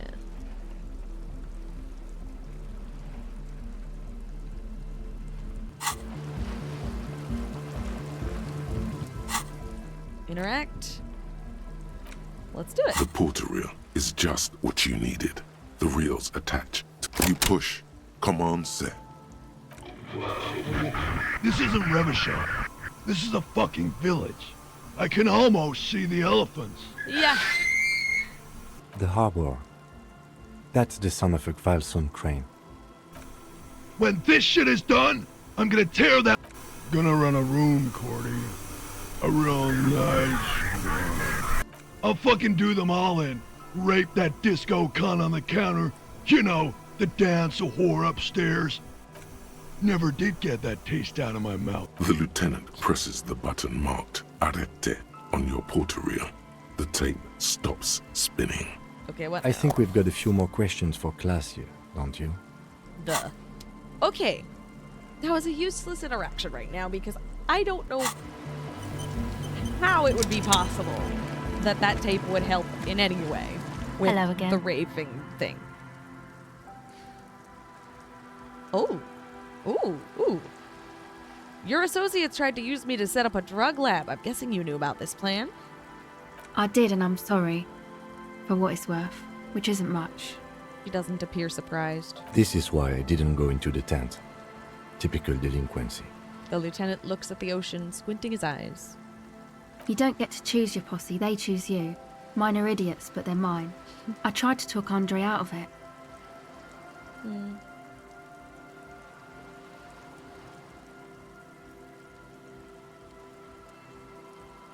Should have tried harder. Misleading a cop is no joke. I don't care. I'm a loco. I just wanted you to know that I know about the plan. I think for once I'm gonna go more good cop here with these kids. Misleading a cop is no joke. I know. I should have been able to control them, and I will in the future. I promise. May I ask, what did you tell them? Hello again. Hello. Have you seen a red-haired woman around? No. Just no? It's pretty desolate here. I only hear the dogs bark at night and see the shadows move down the coast. That's good. No neighbors to complain about noise when you get the club going. Exactly. It's our chance to turn the grim desolation into an overwhelmingly fun dance party.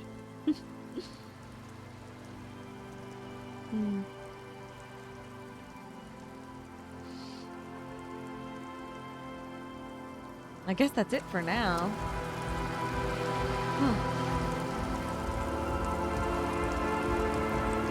I don't know where I'm gonna get another freaking tape. That does not seem like the tape that I need to give them. In any way, shape, or form. Huh.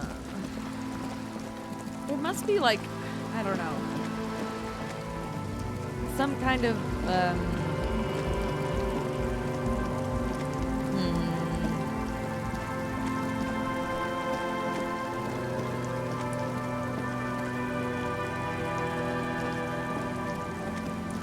Go back into the church. I don't know.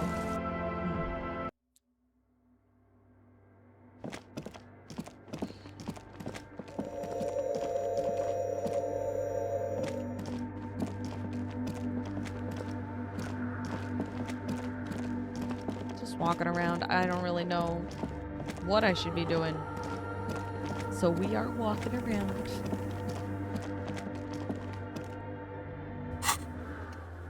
Okay.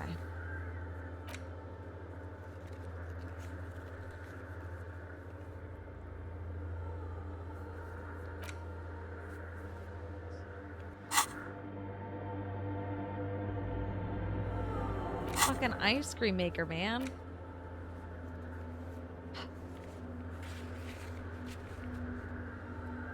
It is wild how much the ice cream maker is hindering me from everything I want to do right now. Isn't that just fucking unfortunate? Is it actually worth adding to physical instrument, though? Because it doesn't really feel worth doing that again.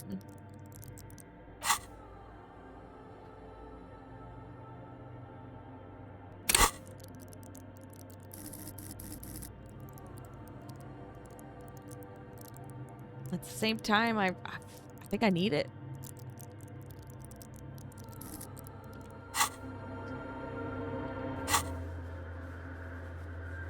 Oh, I gotta leave in order to do that. Okay, let's leave. So, I don't know where the fuck this sleeping dock worker is. It says over here somewhere, but I don't know where that is. The bar door, I don't know what that's about either, to be honest, because we figured out the bar door as far as I remember. But the ice cream maker. I'm gonna fast travel to the waterfront again. Yes, we're going back and forth. It's a lot of back and forth, clearly. Yeah. Yes. Yes, it is. Let's go. I'm wondering if maybe time will help it, like, thaw out a little bit? You know?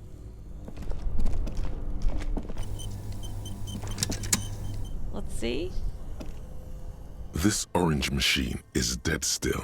It has a hand-cranked ice cream churner and an electric freezer. The ice around it slowly melting. Turn the crank. Turning the crank feels it's all gone now. You'll never become a poet or an entrepreneur.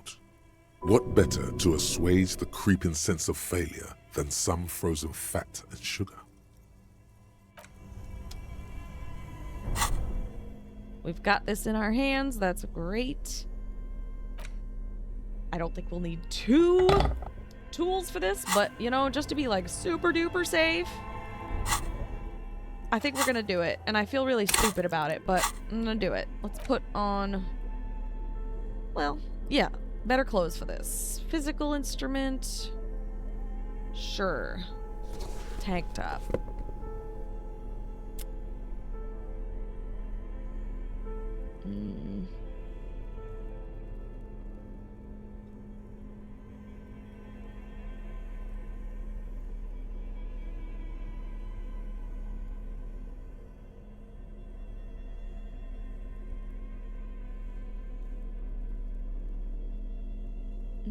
I think we're all right. I don't think there was anything else I could have been wearing that would help. Nah. All right, that's perfectly fine.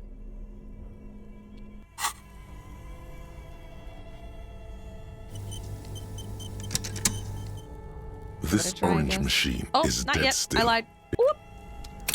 I meant to do this first, and I'm really mad about it. But I'm doing it. Level up. Fuck. This orange machine is dead still. 92% chance. Hand-cranked ice cream churner and 92. an electric freezer. The ice around it slowly melting. 92% chance, dude. If I don't make it, I'm gonna be so sad. Ice groans and thank howls fuck. under the strain of your giant Kavalzund multi-tool until the lid cracks open. Darkness lies inside, but you can faintly make out an object, intricate and foreign, left there for a sub-zero beauty sleep, a filament memory with the words "off-site copy" written on its side. Woohoo! Disappointment washes over you as you stare into the almost empty ice cream maker. What? No ice cream. A scoop of ice cream would have been nice, yes. The lieutenant agrees. Someone's stomach grumbles. The room feels very cold. Aww. Take the filament memory. You gently lift the cube from its frosty bedding, careful not to damage it. We should take it back to Miss Lucan killed as soon as possible. I'm not sure how well unused filaments tolerate room temperatures. Good point. Yes, but aren't you curious to know what's on the precious filament? There's a radio computer upstairs. I'm very curious. Very, very curious, yes.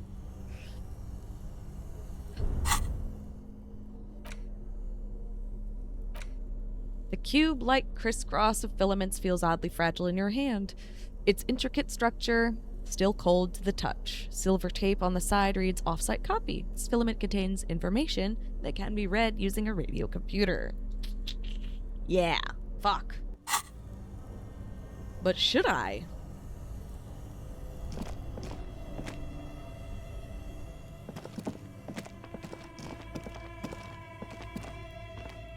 want to fuck with it. If it, like, breaks the offsite copy somehow, then maybe I will just do a really fast reload, because I do not want to do that. I do not want to hurt the chances here of this person being able to get her information back.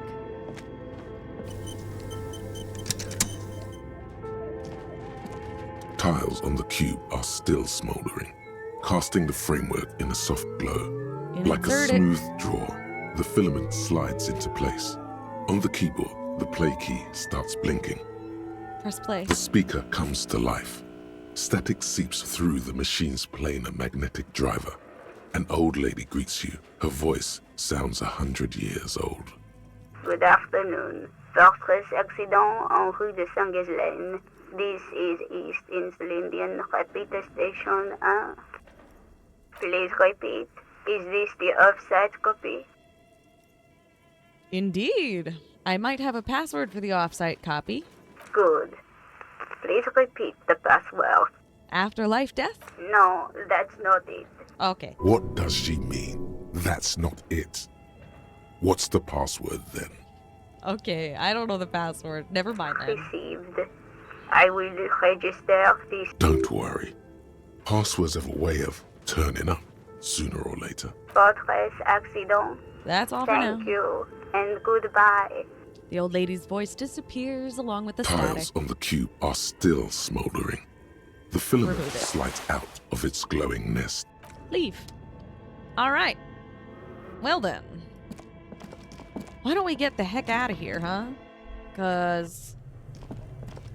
yeah, I think we should just get back to her and give her the information she needed. Oh my god, why did you suddenly slow down so much? Stop. Stop being slow. Weird. Weird moment.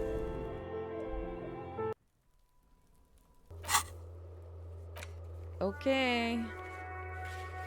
Back to the church. Wait. The church? Yes.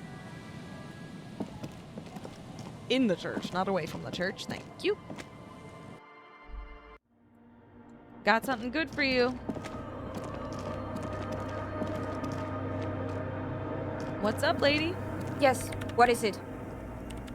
About the offsite copy you asked me to bring. Yes? I brought you the filament. Give her the offsite copy. Thanks. Looks like it's the one. She takes the filament, inspecting the metallic tape on its side. What's gonna happen now? Now I'm going to print it out to see what's left of it. She's already inserted the filament into the radio computer's core, ready to close the door. Wait. No. That's dangerous. She shouldn't do it. Why? Wait, don't put it in yet. It might be dangerous. No, it's not dangerous. Just depressing. Her voice is oddly humorless. How do you know? I have a theory. Lintel was able to divine the anomaly's location from this broken copy. I want to repeat their calculation, only this time with better equipment. Watch. What an intricate display of failure. The paper starts filling out with ink, soaking it in a gleaming blackness. Not a single line of data stands out.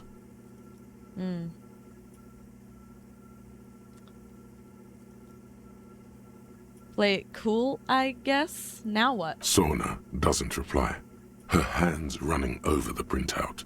She's looking for something. For her morning star. Eyes scouring the millimeters. Here, I found it. She suddenly says, rising her ink-stained fingertip. Where? Lean closer. Hold on. She's behind the keyboard now, typing in some numbers that only she understands. The terminal beeps, and the light inside starts pulsing like a glowing heart.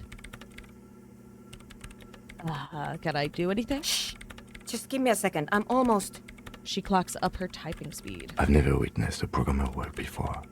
The lieutenant leans closer to whisper. Done. I've got it. I found the location of the anomaly. There's joy in her voice as she bumps her fist into the air. Hell yeah.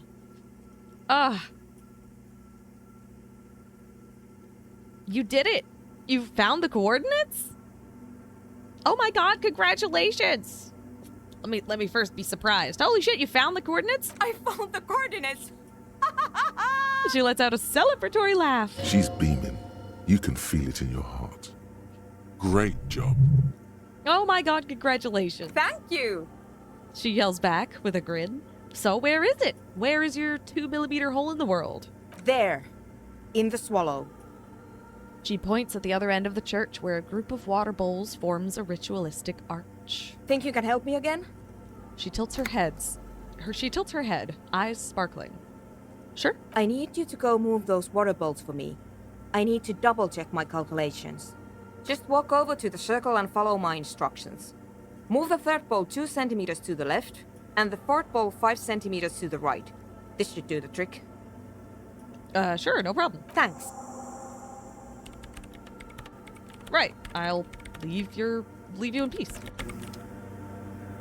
Okay. First of all, let me remove the flashlight from my hand because it's ridiculous to be holding it right now. And this too. Items. There was an update in items. Oh, I guess because we lost the filament. That's fine. Okay.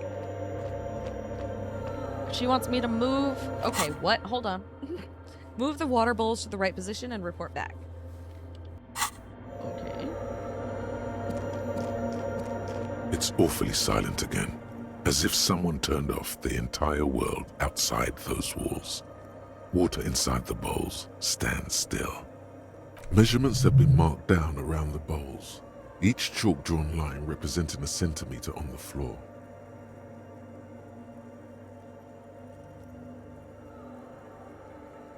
Are these both the things? God, I hope so.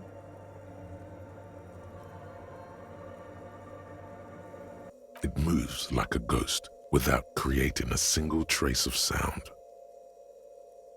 The fourth bowl from the left, 5 centimeters to the right. Some water spills out of the bowl, wetting the floor. The lead programmer sends you an encouraging thumbs up from across the hall. Time to run back, or maybe walk.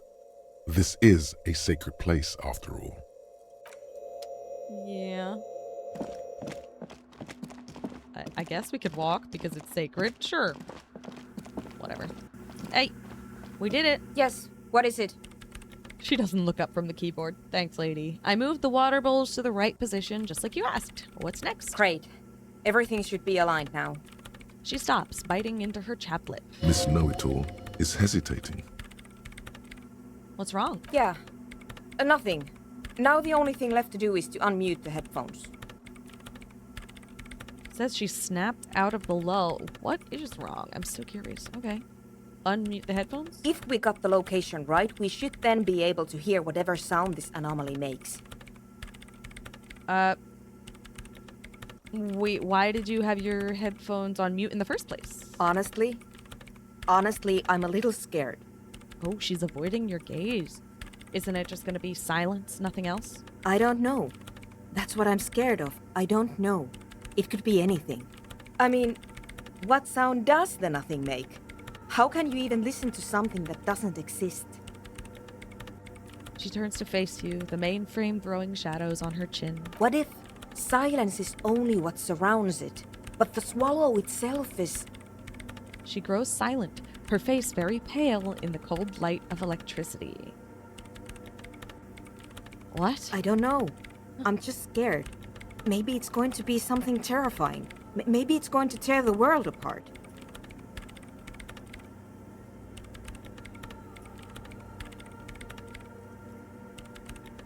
You're probably overthinking this. But what the fuck do I know? And what the fuck would Harry know about it, you know? You're right, we should be cautious. We don't know what we're dealing with here. Maybe. Maybe I'm just tired. She rubs her face. It's scary, but we just have to face it. Yeah. You're right. Let's do it. She puts on her oversized headphones, ready to press unmute on the keyboard. Woo! The lieutenant takes a step back. And then, nothing. Nothing happens as Sona Lokanen-Kilda presses unmute on her keyboard. Nothing but silence. You can hear some small animal cross the floor in the chancel. It's that quiet in the sanctuary. Say nothing. She doesn't talk. Her eyes closed and brows knitted together in a state of deep focus. One hand cupping the headphone. Well? Damn it! She lets out a loud sigh before tearing off her headphones. She's still avoiding your gaze. Come on, did you hear anything? No, of course not. Nothing happened. Let's move on. She says, clearly disappointed. Despite her fear, she was hoping for something extraordinary to take place. Well, what do you mean nothing happened? Did you find the swallow? No. She rests her face on her hands, massaging the forehead. No. My hypothesis was wrong. According to this, I should have heard something, if I got the coordinates right.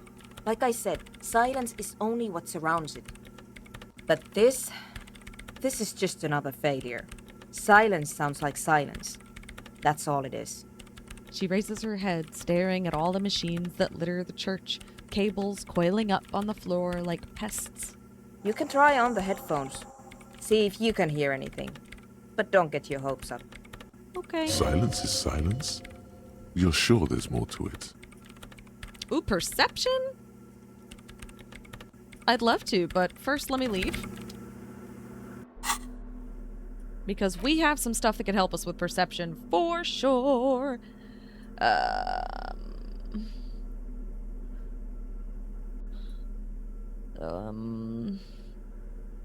Where is it? That's a minus to perception. No thank you, no thank you. It's a hat, right? Is it the fucking froggy thing? It's the froggy thing. Can you believe it? Can you believe we're wearing the froggy thing? I am delighted. Absolutely fucking delighted.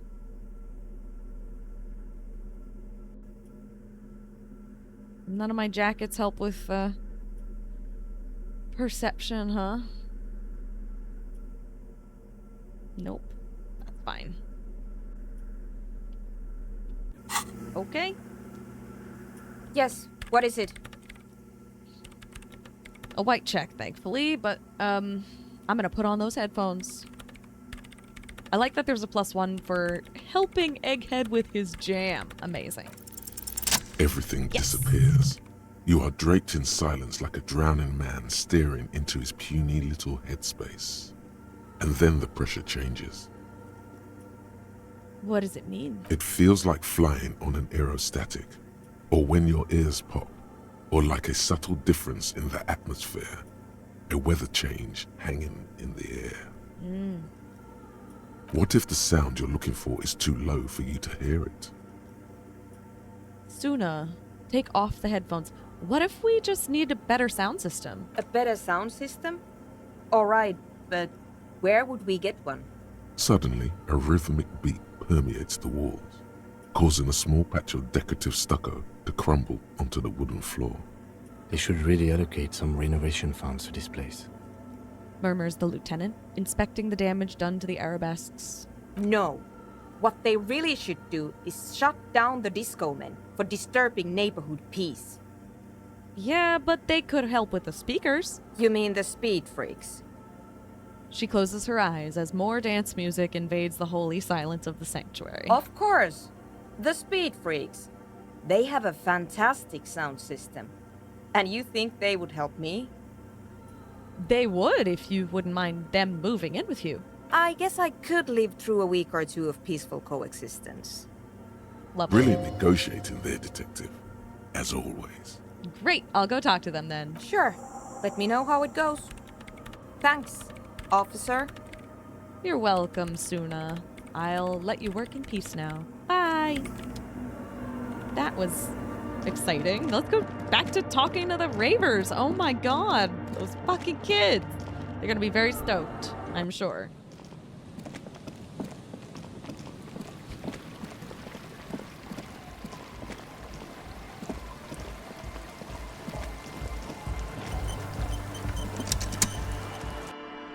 Okay. Oh. Coupri launch. Please don't laugh too hard at me. I didn't even read the rest of that sentence. I was too hung up on my mispronunciation. Report back to Andre that they can move in. Fuck yeah. Hi again. So, how are things going? I'm here to talk about the church again. Yes? What's the deal? Well, good news! I managed to convince Suna. She's okay with you guys moving in, but on one condition. She needs your speakers for her project. We are grateful, Copman. You're an augury of a new era of Nordic dance music.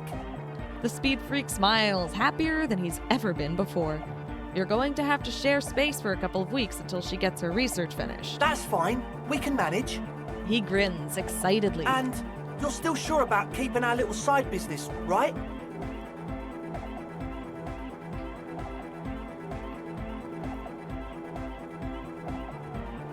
Oh, you mean the illegal drug lab? There will be no shady shenanigans in that church. Only love and Nordic dance music. Oh my god.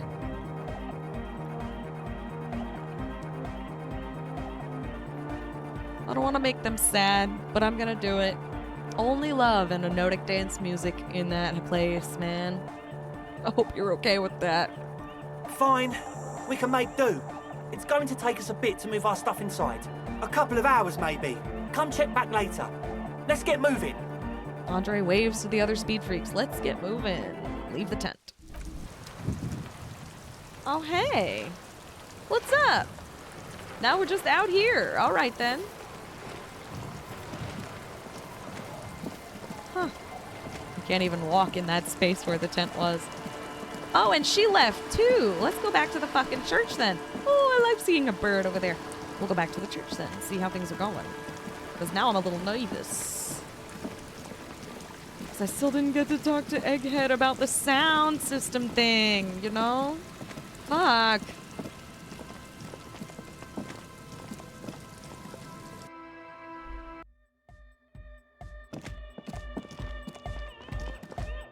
Okay, guys, you're here. I love that. Oh my god, they're so funny. Quick save. Let me talk to Egghead. Glorian Church, the place to be! Make some noise, my church people! Amazing. Large speakers are set up behind the young man, blasting a familiar song. Vibrations thump through your blue soul. The music sounds much better in the church. A hawthorn tree on Rue de Saint-Gilles Lane, tangled in its branches, something bronze flutters in the wind. He stands on stage behind a table, nodding along to the music and waving his hand in the air. In front of him, the audio mixer, one reel spinning. The other reel deck is empty. Cables run hither and thither. On one side, you see an auxiliary line in with the number 4.5 written next to it. How do you like it in the church? Yeah! Back on the case! No disgrace! Bring it down to party place! He pumps his fists in the air. You go, the first girl. Page of the second chapter!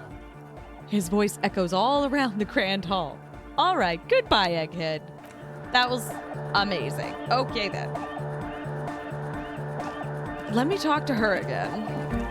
Yes, what is it? I see that your neighbors have moved in. How's the project going? Wait, what? How's the project going? I see that your neighbors have moved in, but all I hear is Nordic dance music. What? What did you say? She leans closer, eyes knitted together in a puzzled expression. You can barely hear her over the thumping bass of Nordic dance music. I said, how's the project going? I can't hear you! The music is too loud! The project, how is it going? Oh, the project! It's not going well! Her face lights up for a second before she gives you an exaggerated head shake. Why? There's that guy! I need him to plug a 3.5 cable into the auxiliary input so that I can route the audio signal through the mixer into the speakers. Why don't you just ask him? He doesn't listen to me! He only ever seems to care about hardcore and yekokata! A place to be, apparently! I'll speak to him, see what I can do. Thanks! Maybe you can get through his magic rhymes! She does jazz hands to mock him. Don't mock my boy Egghead. Let me know how it goes! Thanks. I'll let you work in peace now. Oh boy. Oh, an autosave. Sure, I'll talk to him. Good morning, comrade! Yeah! Harder car! The words echo magnificently through the nave.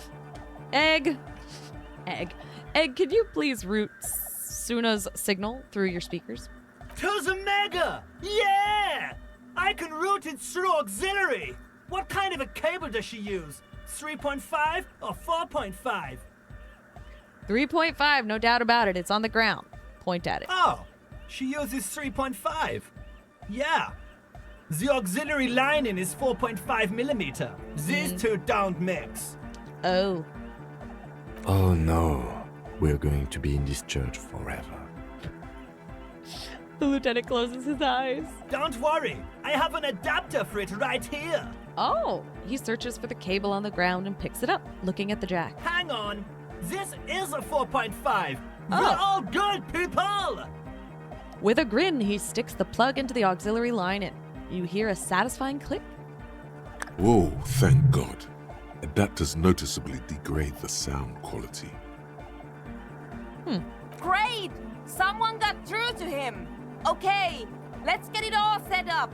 Can we turn the music off, please?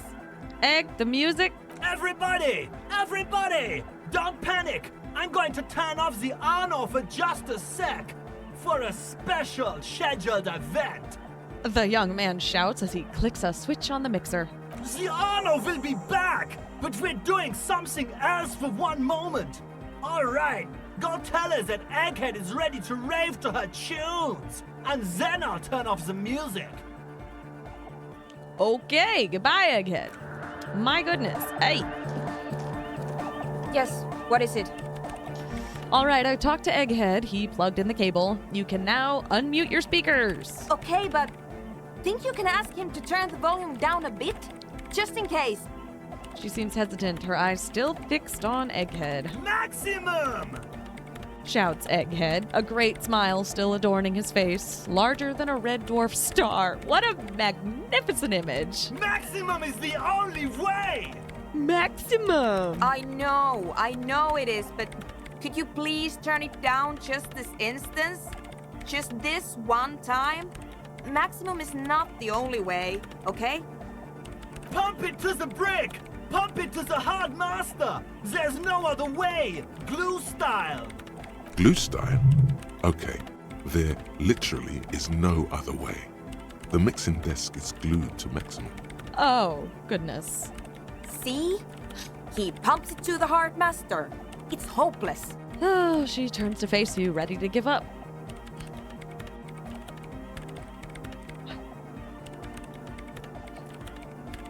Why do you want to turn down the volume? I think it makes sense why she needs to hear something. I think what Egghead is trying to say here is that the volume button is stuck on maximum. Of course it is. She shrugs, consigned to her fate. Yeah! Permanent enlightenment! Ray of sound!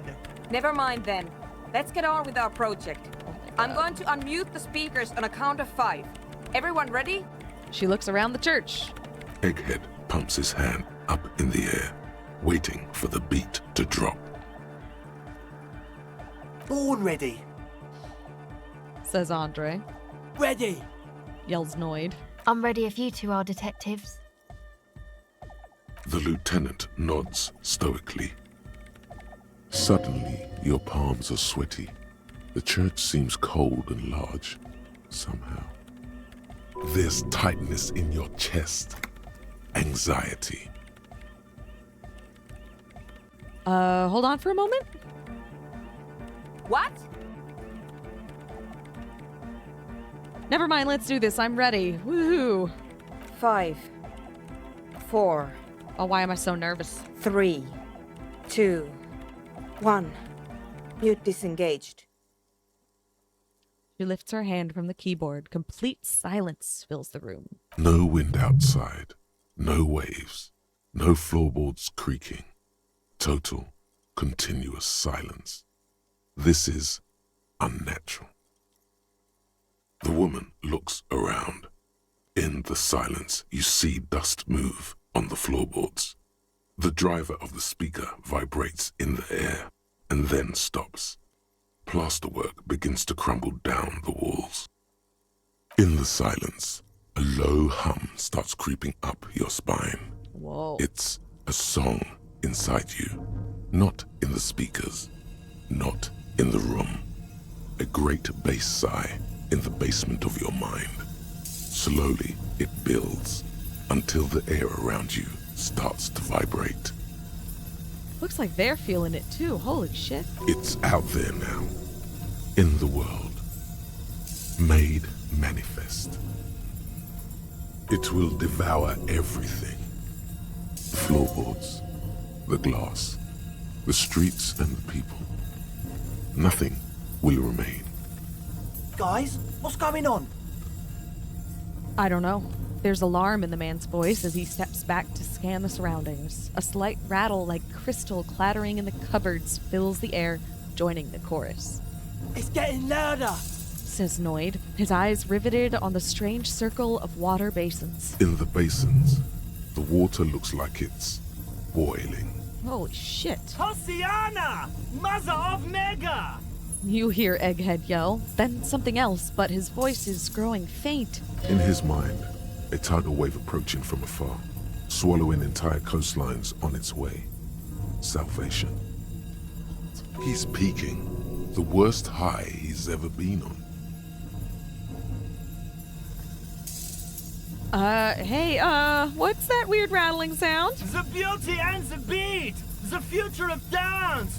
Planetary! No, Egg! It's the window!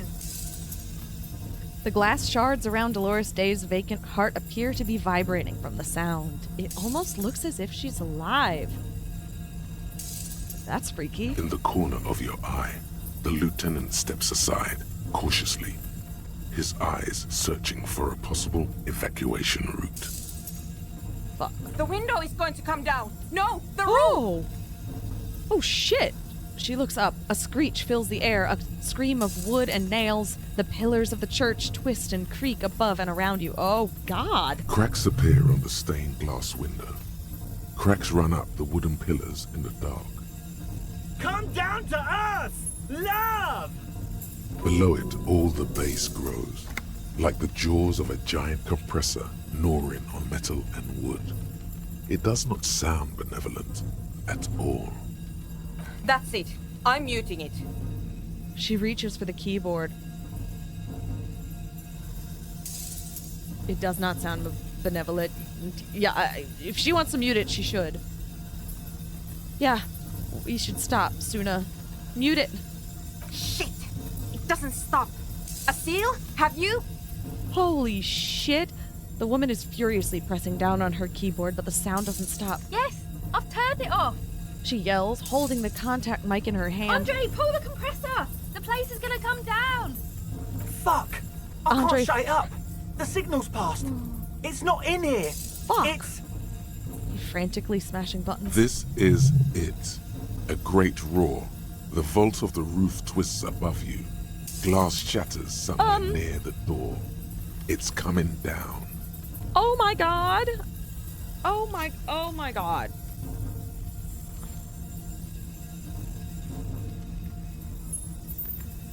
Can you stop it, Egghead? And then it stops. Totally and utterly.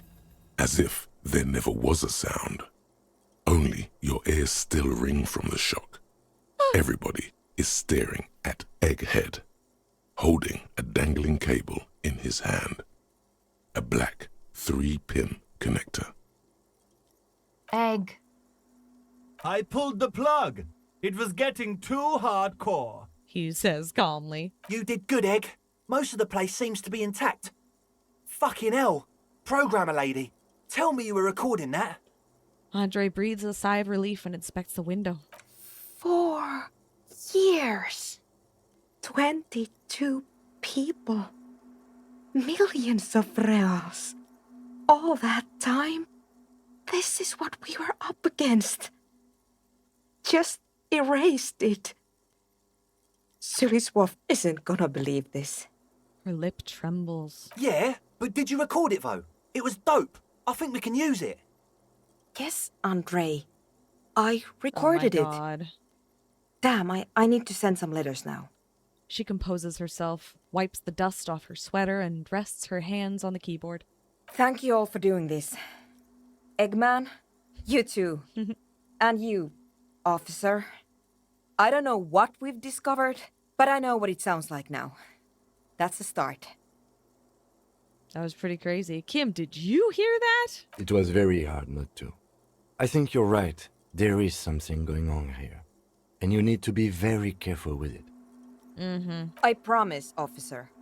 We will not play it again. What was that? I have never heard anything like that. It was mathematical information from the anomaly, presented as a waveform. That's what it was technically. Theoretically... She shakes her head. I have no idea. I've never even heard of anything like this. Her voice seems muffled in the silent church. It's your ears adjusting after the exposure. You're gonna write Sulislaw? That's probably not how she said it, but you're gonna write to them? Yes, our lead designer. And maybe some of the producers too. And some of the writers. If they're sober enough to open a transmission. They need to hear. That it wasn't her fault. Or theirs. They need to hear about this. Don't worry, I won't send the recording. Although I doubt they have the speakers to produce the frequency anyway. What happens now? Are you going to... Stay here. I'm going to stay here with these lunatics. Send letters, maybe meet Suliswolf. Also devise further measurements. Okay, she cuts you off, her deft fingers already on the keyboard. Okay? I want you to know that's totally chill with us. Totally I don't chill. care, but thank you anyway. She blurts, then reconsiders. Thank you anyway, she's sweet. That's the best she can manage for Andre. It's quite a lot in truth. For her, at least. Now, I have a theory to come up with. Some kind of preliminary explanation to all this. Or the letter will sound like I've lost my mind. Yes, and we have to get back to stabilizing Martinez. Instead of demolishing it with loud bass noise of unknown origins. Some tiny hard thing lets go in your stomach. You're still alive. Still alive. You have an explanation for all this. Somewhere deep in you, you know. The person you were knows. The person you were knows. Oh, this is so cool. Ooh, a logic white check. High chance, but if it's a white check, I can definitely come back to it. Would I be talking to her for it? Probably. Maybe I should try it now anyway, huh? Let's just try it. Logic check, let's All go. you hear is silence in your head. Shouldn't have done it. Shouldn't have done it. Fuck. Trying to form a theory on the 2mm hole in the world and I failed. Should have seen it coming. Anyway, I will let you work in peace now. Wah wah. At least, hopefully it's on the little list. Yes. No. That's a different one. Where is she? Where is it? A godly check. That's pretty frustrating. Okay. Sorry about that, guys. Oh my goodness. Okay. Oh, that was so weird. So let's... Good morning, comrade! Yeah! Harder core! Harder core? Damn, Egghead! He waves his hand in the air. The words echo magnificently through the nave. Whoa, that was a crazy sound we heard before. Yeah! It was awesome! And scary! Very hardcore! Very hardcore. His voice booms through the chamber, then gets silent. Too hardcore, in fact! Too I couldn't hardcore? Control it! At all! too hardcore he couldn't even control it. He brushes his hand through his hair. What happened? It sucks up all the air in the mix until it's the only thing left. Starts compressing itself and everything around it. Completely fills up the headspace. Extreme! Extreme. Inside your chest, the heart beats still with the after effects of the sound. Imagine if you could harness that power, making it pulse. Imagine if you could harness that power, making it pulse.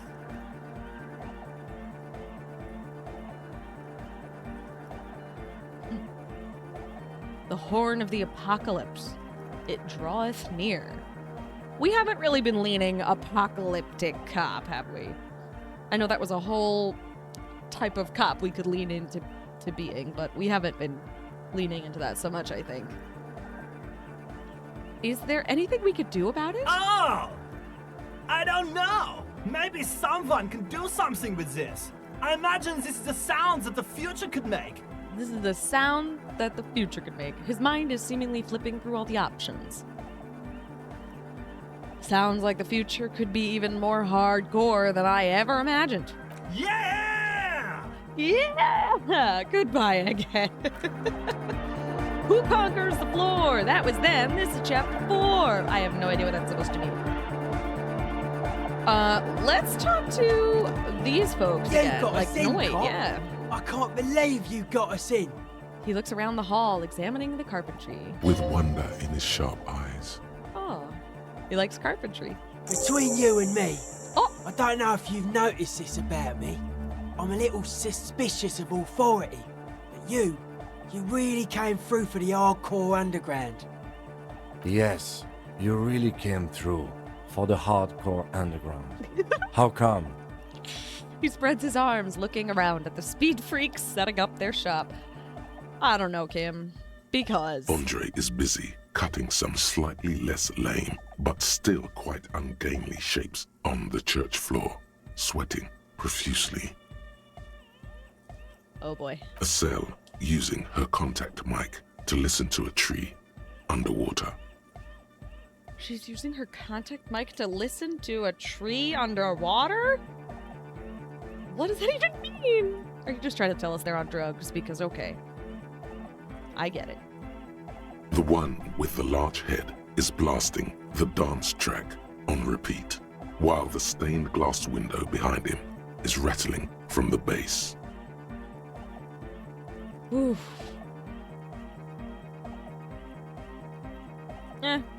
These kids got spunk. I admire that.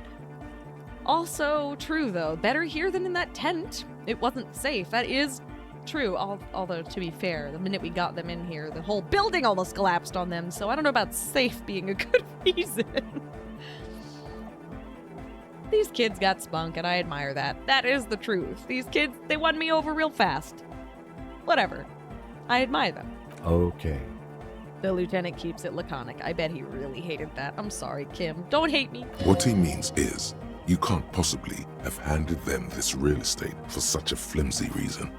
Then again, whatever keeps your nose out of the bottle and on the job. Probably should have said that thing about safety, right?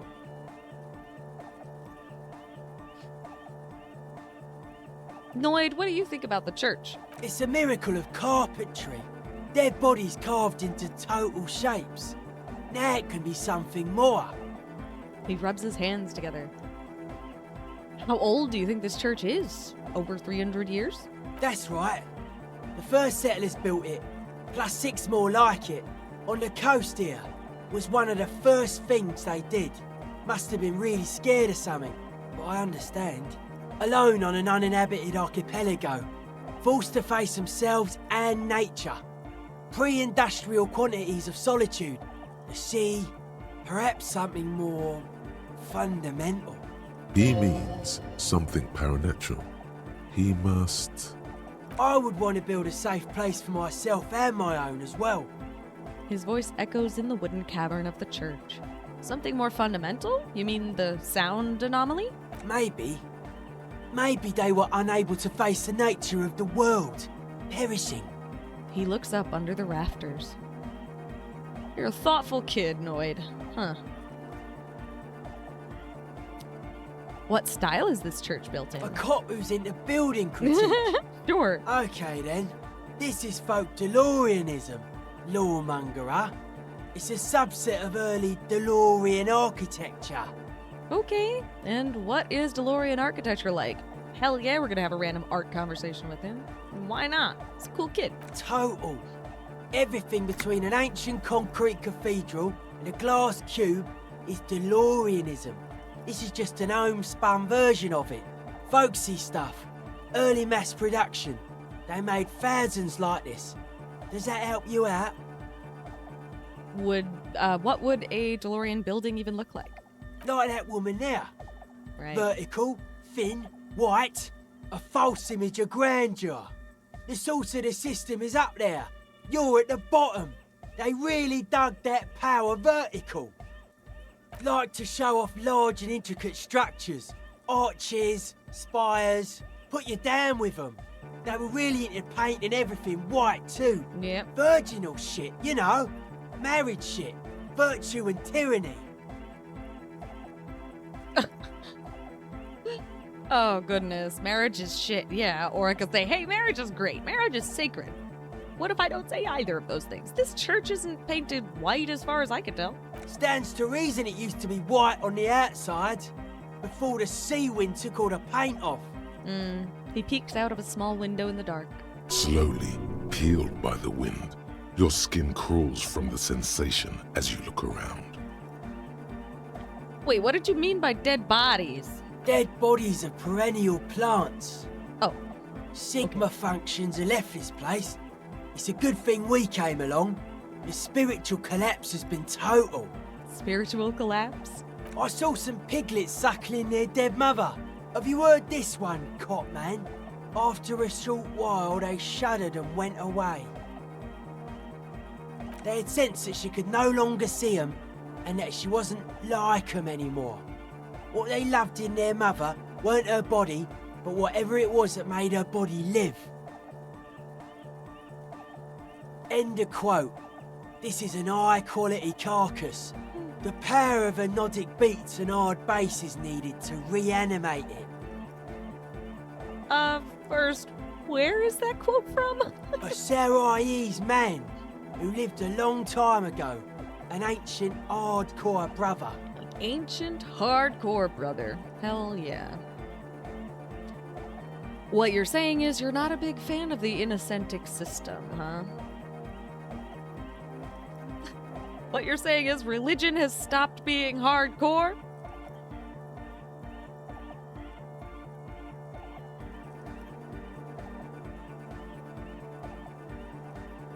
Religion has stopped being hardcore? It never was. A 3,000-year-old regime of history, built by hundreds of generations of self-appointed intellectuals. It's false to the core.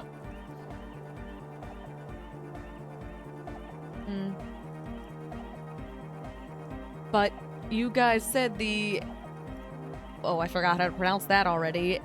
Ecclesiastic... No, I got nothing. They were all about love and hardcore before, remember?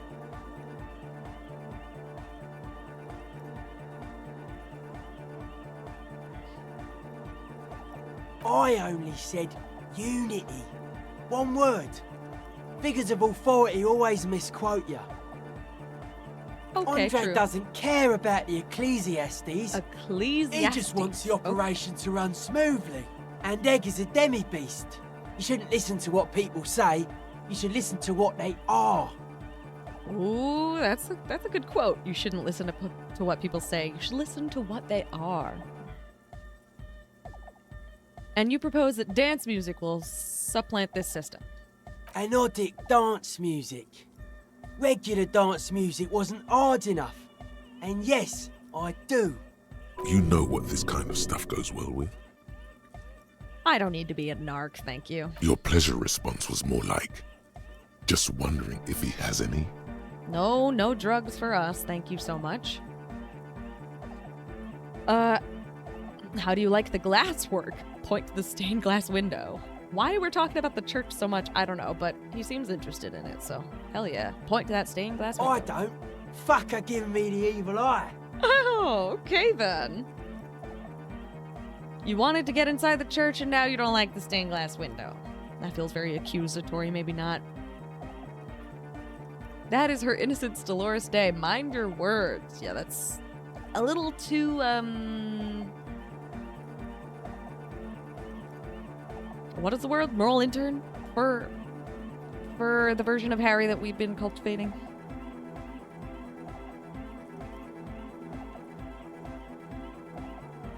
I'm getting some real negative vibrations from her too. He was earlier, so not a lie.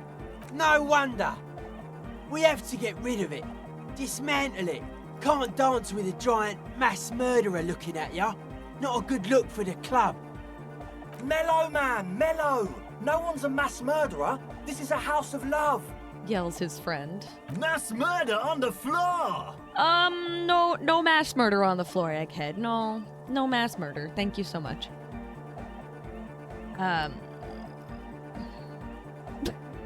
Yeah, but like, who isn't accused of being a mass murderer these days? Oh my god.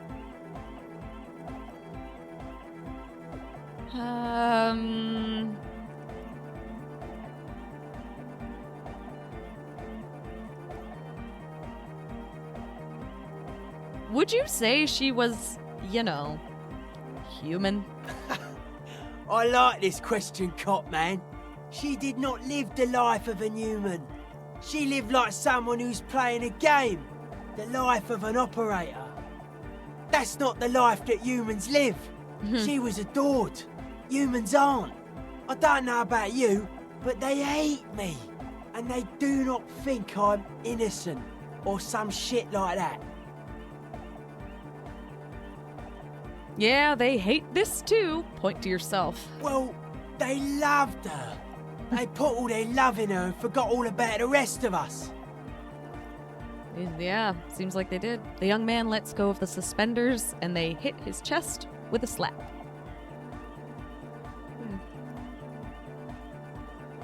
Isn't she supposed to be an embodiment of the world spirit or something like that? The world spirit does not have a body. It has organs. Hardcore is an organ of the world spirit. Okay, fair. I guess. He raises his left hand. This Arno van Eyck track is an organ. The carpentry and glass cutting that built this house are also organs. She's a thief, if you ask me. An organ thief. All innocences are. Oh. All innocences are organ thieves. What? But she's the innocence of humanism. Humanism seems to be a pretty big deal around here. Humanism leads to eating sugar and pigs. Humanism was invented to mass-produce billions of humans. Fair. Billions of humans can mass-produce hundreds of billions of pigs. She liked games. Her legacy, the thing we live in, isn't real life.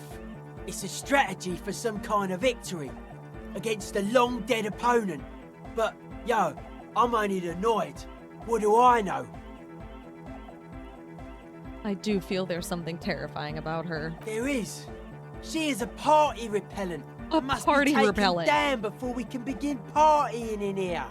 She's a party repellent. Fuck No. yeah, okay. That's not it. It's something more. Something closer to your skin. Something closer to my skin.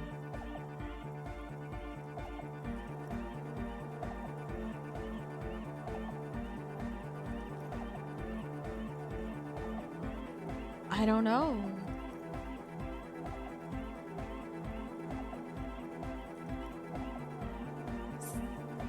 Say nothing, maybe. Stare grimly into the distance. The speed freak looks the same way. It is dark there in the back of the church. For a moment, the music echoes strangely.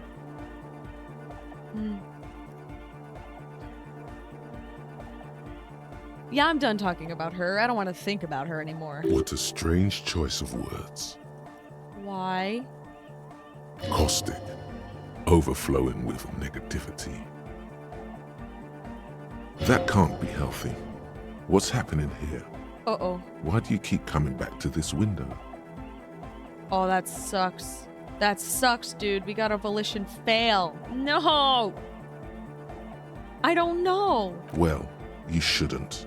You shouldn't come back to this anymore. Stop talking about it, please. For now, we will stop thinking about it, sure. Talking about it, I guess. How are you settling in, Noid? Hard to say, Cop Man. Signs in here are distinctly wild. Gonna take a while before everything's properly synced. I did get to talk to the Crab Man, though. The Crab Man? You mean Tiago? Anyway, he's been giving me kind of a psychic rundown of this place. Dude's seen some crazy shit, but he's actually a lot like us. What do you mean? The man picks up on stuff, and he knows a lot about the church. I got a lot to learn from him. Cool. Good thing you didn't squash him. I'm glad we didn't squash him too. What did Tiago tell you about the church? The Crabman's been lurking here for a while. He's experienced things. Things that give off bad signs. As far as we can tell, the Ubies built this place about 320 years ago as a sarcophagus. As a sarcophagus? You mean there's dead bodies here? Not like a literal sarcophagus. I'm just being metaphorical. Oh, what's it for? Encasement, confinement, of something they were afraid of. Something new and unheard of on the Isla. I think that's what the Crabman is experiencing when he climbs around upstairs. He looks up into the darkness beyond the beams. Like, this is some old world shit the Ubies had heard about. I thought the best way to deal with it was to build a church surrounding it to contain it. I don't get it apparently. Contain what exactly? I don't know. And it's not something they properly understood either, what it does. But it's what this sonar person is looking for and trying to measure. He nods towards the woman. It'll be fruitless though. She won't be able to measure it. People like that always want to measure everything. All those things they really can't. The wood creaks as a gale blows by. Outside, dust particles fall through the darkness, settling down on the age-bleached floorboards. The structure does not feel particularly durable. You know, this building seems less than structurally sound. No, it's pretty fucking unsound if you ask me. They should have built a club for Nordic music around it instead. He grins. Nordic music will definitely contain whatever we're dealing with. His words echo in the chamber. And if it can't, well... He shrugs non-committally. Well, what makes you think Suna's going to fail? Seems to be the trend around here, doesn't it? You can't measure shit like this. It's not like... substance. Makes sense. You know, I found a doomed commercial area in Martinez proper. Maybe it's the same thing the Ubies were trying to contain, too. I wonder. Like a concentric ring spreading out. The struggling villages. The young man rubs his chin in silence and then mumbles. That. And that is what caused the communards to fail in defending the beachhead. Yeah, a lot of failure has gone down around here. You think there's any merit to that theory, Noid? I don't know. Maybe not. It's not a thing we can answer, Cop Man. Even I have limits. I'm a limited-size person. All right.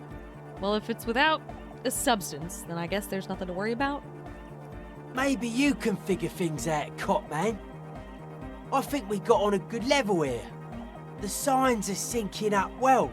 I'm glad you think the signs are syncing up well, Noid. Nice guy. What is with the clothes? They're hardcore. He shrugs. I'm not gonna say that. That's crazy. You look like a woman with those earrings. Like, what? Who cares what he's wearing? They're hardcore, he says. That's it? They're just clothes. Oh, I thought there might be more to it. It's just a style, you know. Normal hard style. Anyone can wear it. Okay. Why are you so suspicious about everything? Take care, Noid. I'm not gonna ask that right now. But I will talk to these other two. Just She's the last whistling two a people. melody, her trusty contact mic attached to a wooden pulpit. At the sound of your footsteps, she stops what she was doing and turns to you. Hey there. I've been recording some new audio from all these beams and rafters. The sounds travelling through the wood are pretty cool. Creaks and stuff. Like you're underwater, you know? But like, underwater inside a tree. But that's not really what I wanted to talk about. I wanted to thank you instead. Thank me? What for? For getting me and my friends in here. And we even found some new associates, such as they are. How's everyone doing? Good, I think. Noid is getting a read on the place. I think he finds the carpentry very impressive. Andre's been setting up the compressor and dancing. Egghead's been keeping the party up. He's got the stage under control. Sounds like he's always keeping the party up. That seems to be his job and life's purpose. Sorna, the programmer, she's doing whatever she does. Behind that radio computer of hers. She doesn't talk to us much. And the crabman hasn't shown himself, thank God. Now can you tell me about your associates? Sure. You helped us out. I can repay the favour. What do you want to know? All of these things. Let's start. I don't know what she'd be able to tell us about Suna since I feel like they kind of just met, but and Tiago. So let's start down here. What is the deal with Egghead? What do you mean? What does he think he's doing when he yells all that stuff? Ooh, where's he from? How long has he been with you guys? Actually, we don't know where he's from. Or who he is, really. That I didn't expect. One time we were out partying somewhere in backwater Forburg. Or maybe even Coal City. I can't remember. Maybe it was Coal City. Egg was yelling along to some jam someone was spinning. All night long. Just kept yelling until he didn't have a shred of voice left. When the sun came up over the mines. There were mines? Yeah. It was in Coal City. She nods. Egg came with us. He made this wheezing puppy dog sound all the way back. Couldn't even speak. It was definitely Coal City, because it took us 2 days to walk back to the fort. He just wheezed the whole way. We never really asked why he came with us, or who he was. I think his name is Jermaine. Huh. People are sweet. She says quietly. You can see it must have been a great night. The memory causes her to go silent for a moment or two. You wish you'd been there. What does he think he's doing when he yells all that stuff? I can't imagine you know, but maybe you know. Oh, that. He's the party boy. He told me as much, but what exactly is a party boy? And Nordic music doesn't really do vocals in the traditional sense. Vocals are thought of as rock. That's to say they're a bit backward. No offence if you like rock music though. Rock music's cool by me. Rock music's a bit backwards. That's hilarious. Okay. No offense taken. Go on. Anyway, even if you don't have vocals, you still need someone to say something every now and then, right? To urge things on. That's where the party boy comes in. Okay. He basically just stands on the stage and dances and yells how awesome everything is. It's very catchy. You know, I've known people like that, where that's literally what they do all day. And everyone knows them as that. The person who gets on the stage and dances and yells about how awesome everything is. So he's like a classic party boy, quite like many a real life party boy, like in the rave scene. Just those folks who party 24/7. Kind of a sad life, but he's having a good time. I understand. People are usually afraid to do things if others aren't already doing them. Dancing makes you dance, like sneezing makes you sneeze, or yawning makes you... Anyway. He looks around, a little embarrassed of the enthusiasm of his interjection. Nothing to be embarrassed about, Kim. You're loving these guys as much as I am. Tell me about the others. Who do you want to know about? Tell me about Noid? He's a four-burger, I guess, like the rest of us. Okay, maybe not Egg, I don't know about him, but Noid and the rest are from Forburg, making the pilgrimage up north to visit the Palaceum. He's real hardcore about the lifestyle. What does he do? What do you mean, do? Like, for a living? Yes. He's a carpenter, trained and all.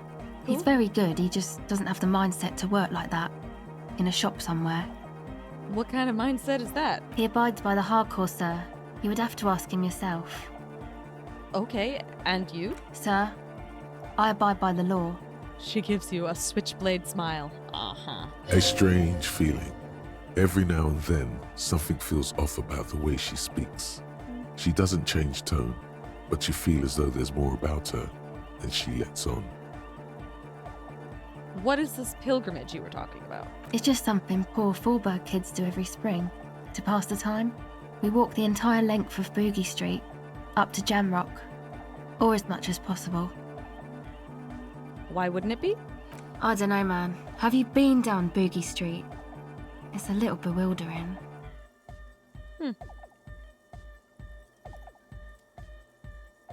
Let's say I haven't been down Boogie Street. Okay. Then you should go and take a look, I guess. Boogie Street is cool. It's got a lot of immigrants and all kinds of different people.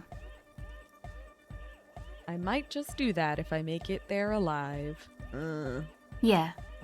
I hope you do. Tell me about the others. Who do you want to know about? Tell me about Andre. Andre? He's a cool guy. Doesn't really come off as one, but he is. To me, at least. He takes care of shit. Sorry. I mean, he's got a vision. For what life should be, you know? He tries to push things until everything falls into place. He's an organizer. An organizer. That's nice. What has he organized? Nothing.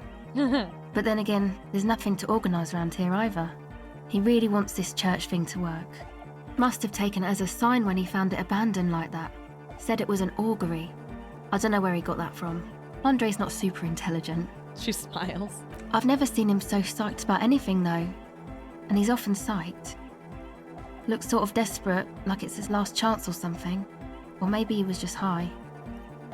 I mean, not that he does drugs, just high, you know? Uh-huh.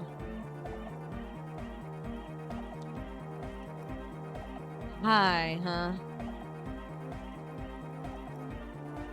This is a weird response. Relax, girl. Immediately in my head, I'm now hearing Canadians from South Park saying, "Relax, guy. We're police officers. But we're corrupt, rotten to the marrow. You can tell us about drugs and shit. I don't give a fuck." No. I don't consider us rotten, corrupt police officers. My goodness. Just high, you know, on life. Yes. Anyway. Is Andre your boyfriend? Yes. She nods. Tell me about the others.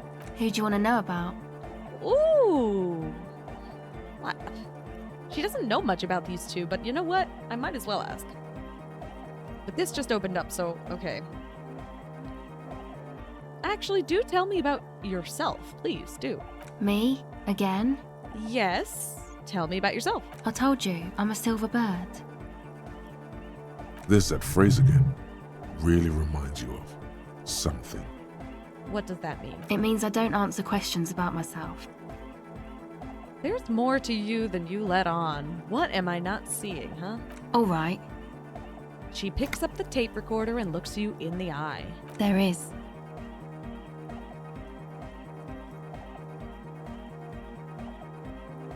But I'm a police officer. You have to answer me.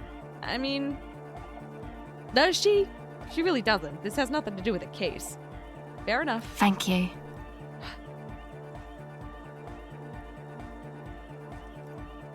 But I really want to know about her. Tell me about Suna. Oh, the crab man. I clicked on the Still wrong gives person. me the creeps the way he moves. But he doesn't actually come down that much, just climbs around the rafters. I just tried to stay away from the crab man. But he talks to Noid. They seem to have some thing going on. Oh, he talks to Noid. What for? Beats me. Noid said they get along somehow. They're both crazy enough, I guess. What does he do up there? Who knows?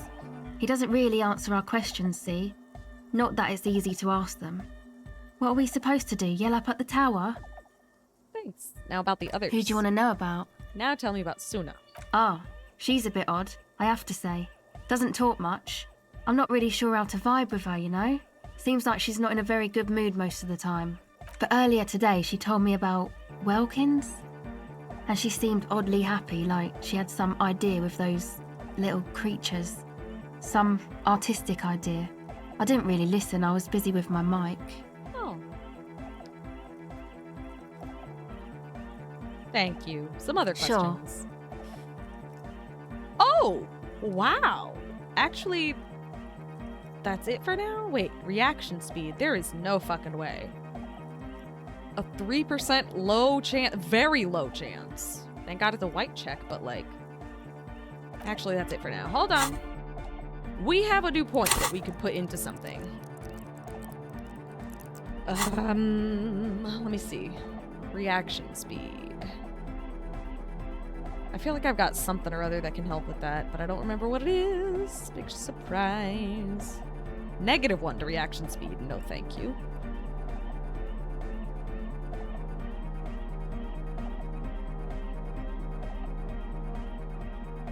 Oh! +1 to reaction speed. Thank you.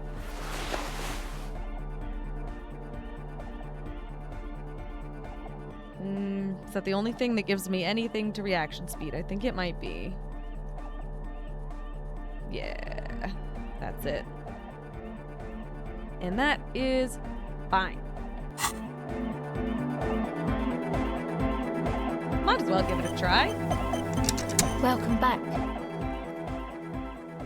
I mean, it's a white check. Fuck.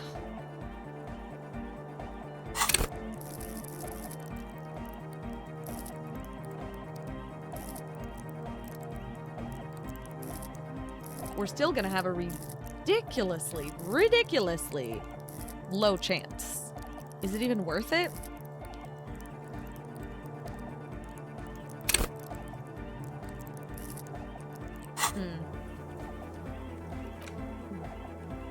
It might be worth doing.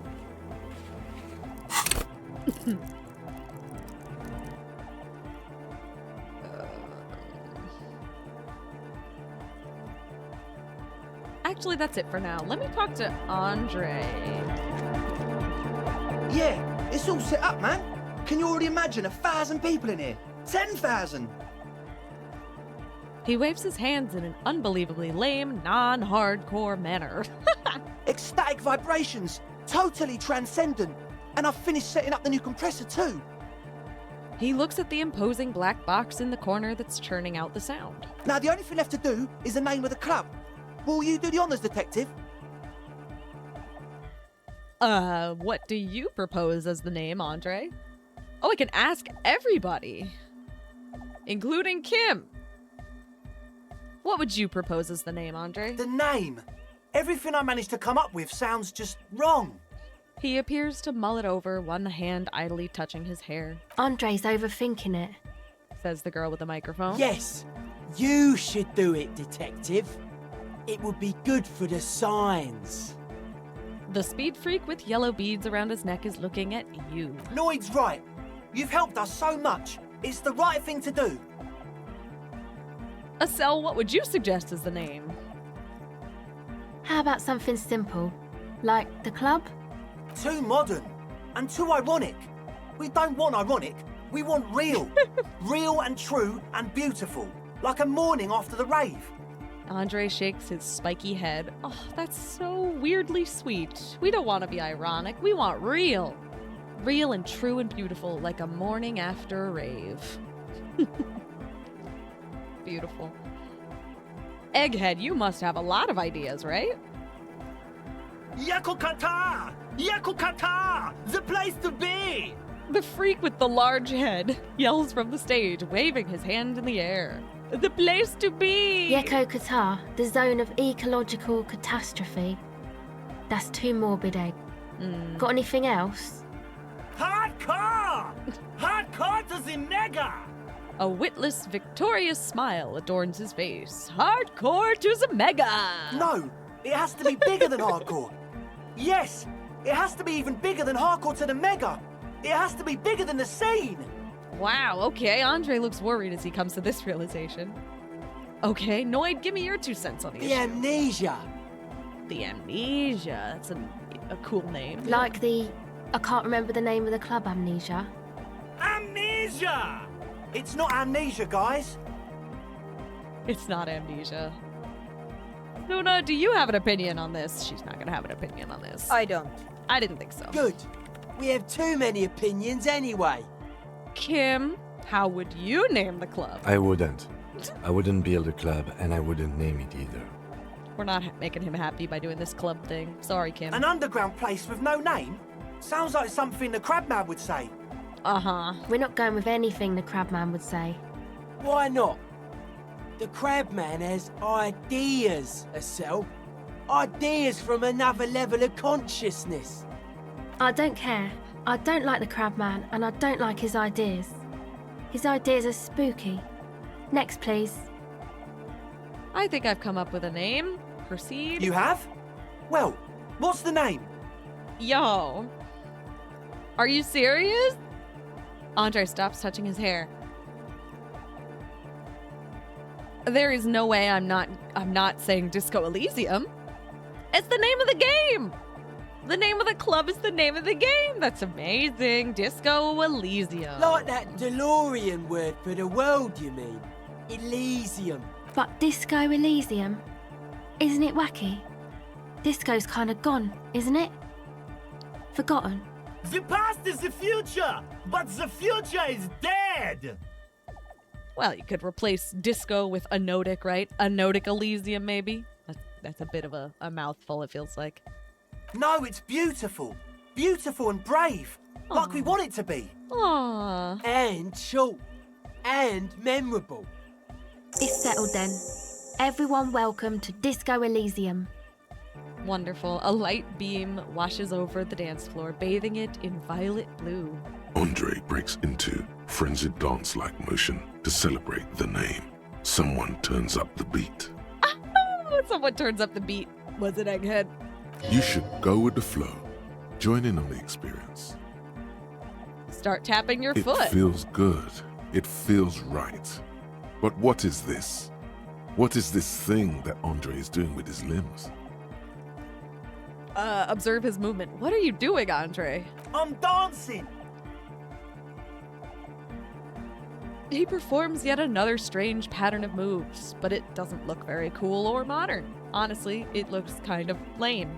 Oh, we should talk about it. We should talk about your, so-called dancing. Yes, my man. He jumps up and down with glee, his moves punctuated by the stroboscopic flash, yes, of the club lights. Talk? What is there to talk about if you can express yourself with moves? Audio waves thump against your ribcage. The speaker setup makes everything sound much better. But there's a noticeable lack of something.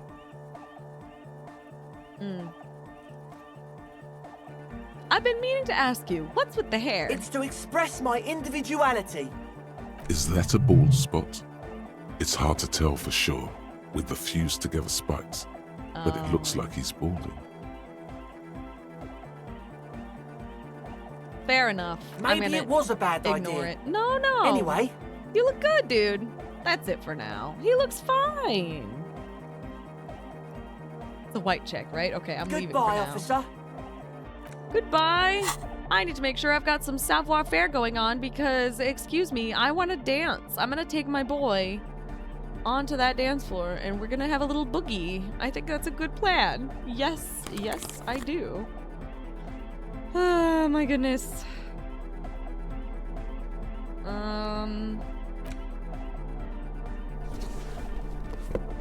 Gotta put on a more normal shirt, I think. Doesn't particularly matter what, does it?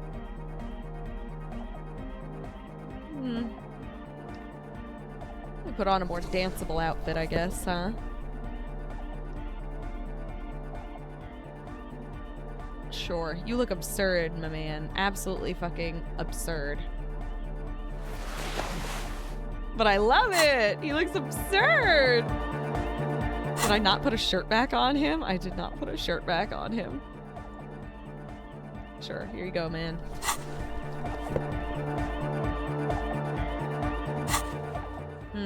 hold on. Savoir-faire is one that I have very little skill in, but it's a white check. Hang on. Let's just give it a shot, hey, huh? man. It's good to see you. Very, very low chance. No words, just dance. Let's try. You close your eyes and dream of the surprise shapes there. your body should form to bring this strange music into life. For now, such ferocity of motion is beyond you. But just imagine the moves you could pull to this futuristic beat. Puts a grin on your face just to think about it. Even a failed attempt gets the juices flowing and repairs some of the damage done by battles lost. If you up the dose and truly dance, who knows what will happen? Who knows? Salvation. Amazing. I'm actually so excited to try it again. That is it Goodbye, for officer. now. Goodbye, Andre. Oh my god, that was fantastic. Oh, I put that fucking outfit on with the hat and everything for a goddamn reason. What is wrong with me? I don't know.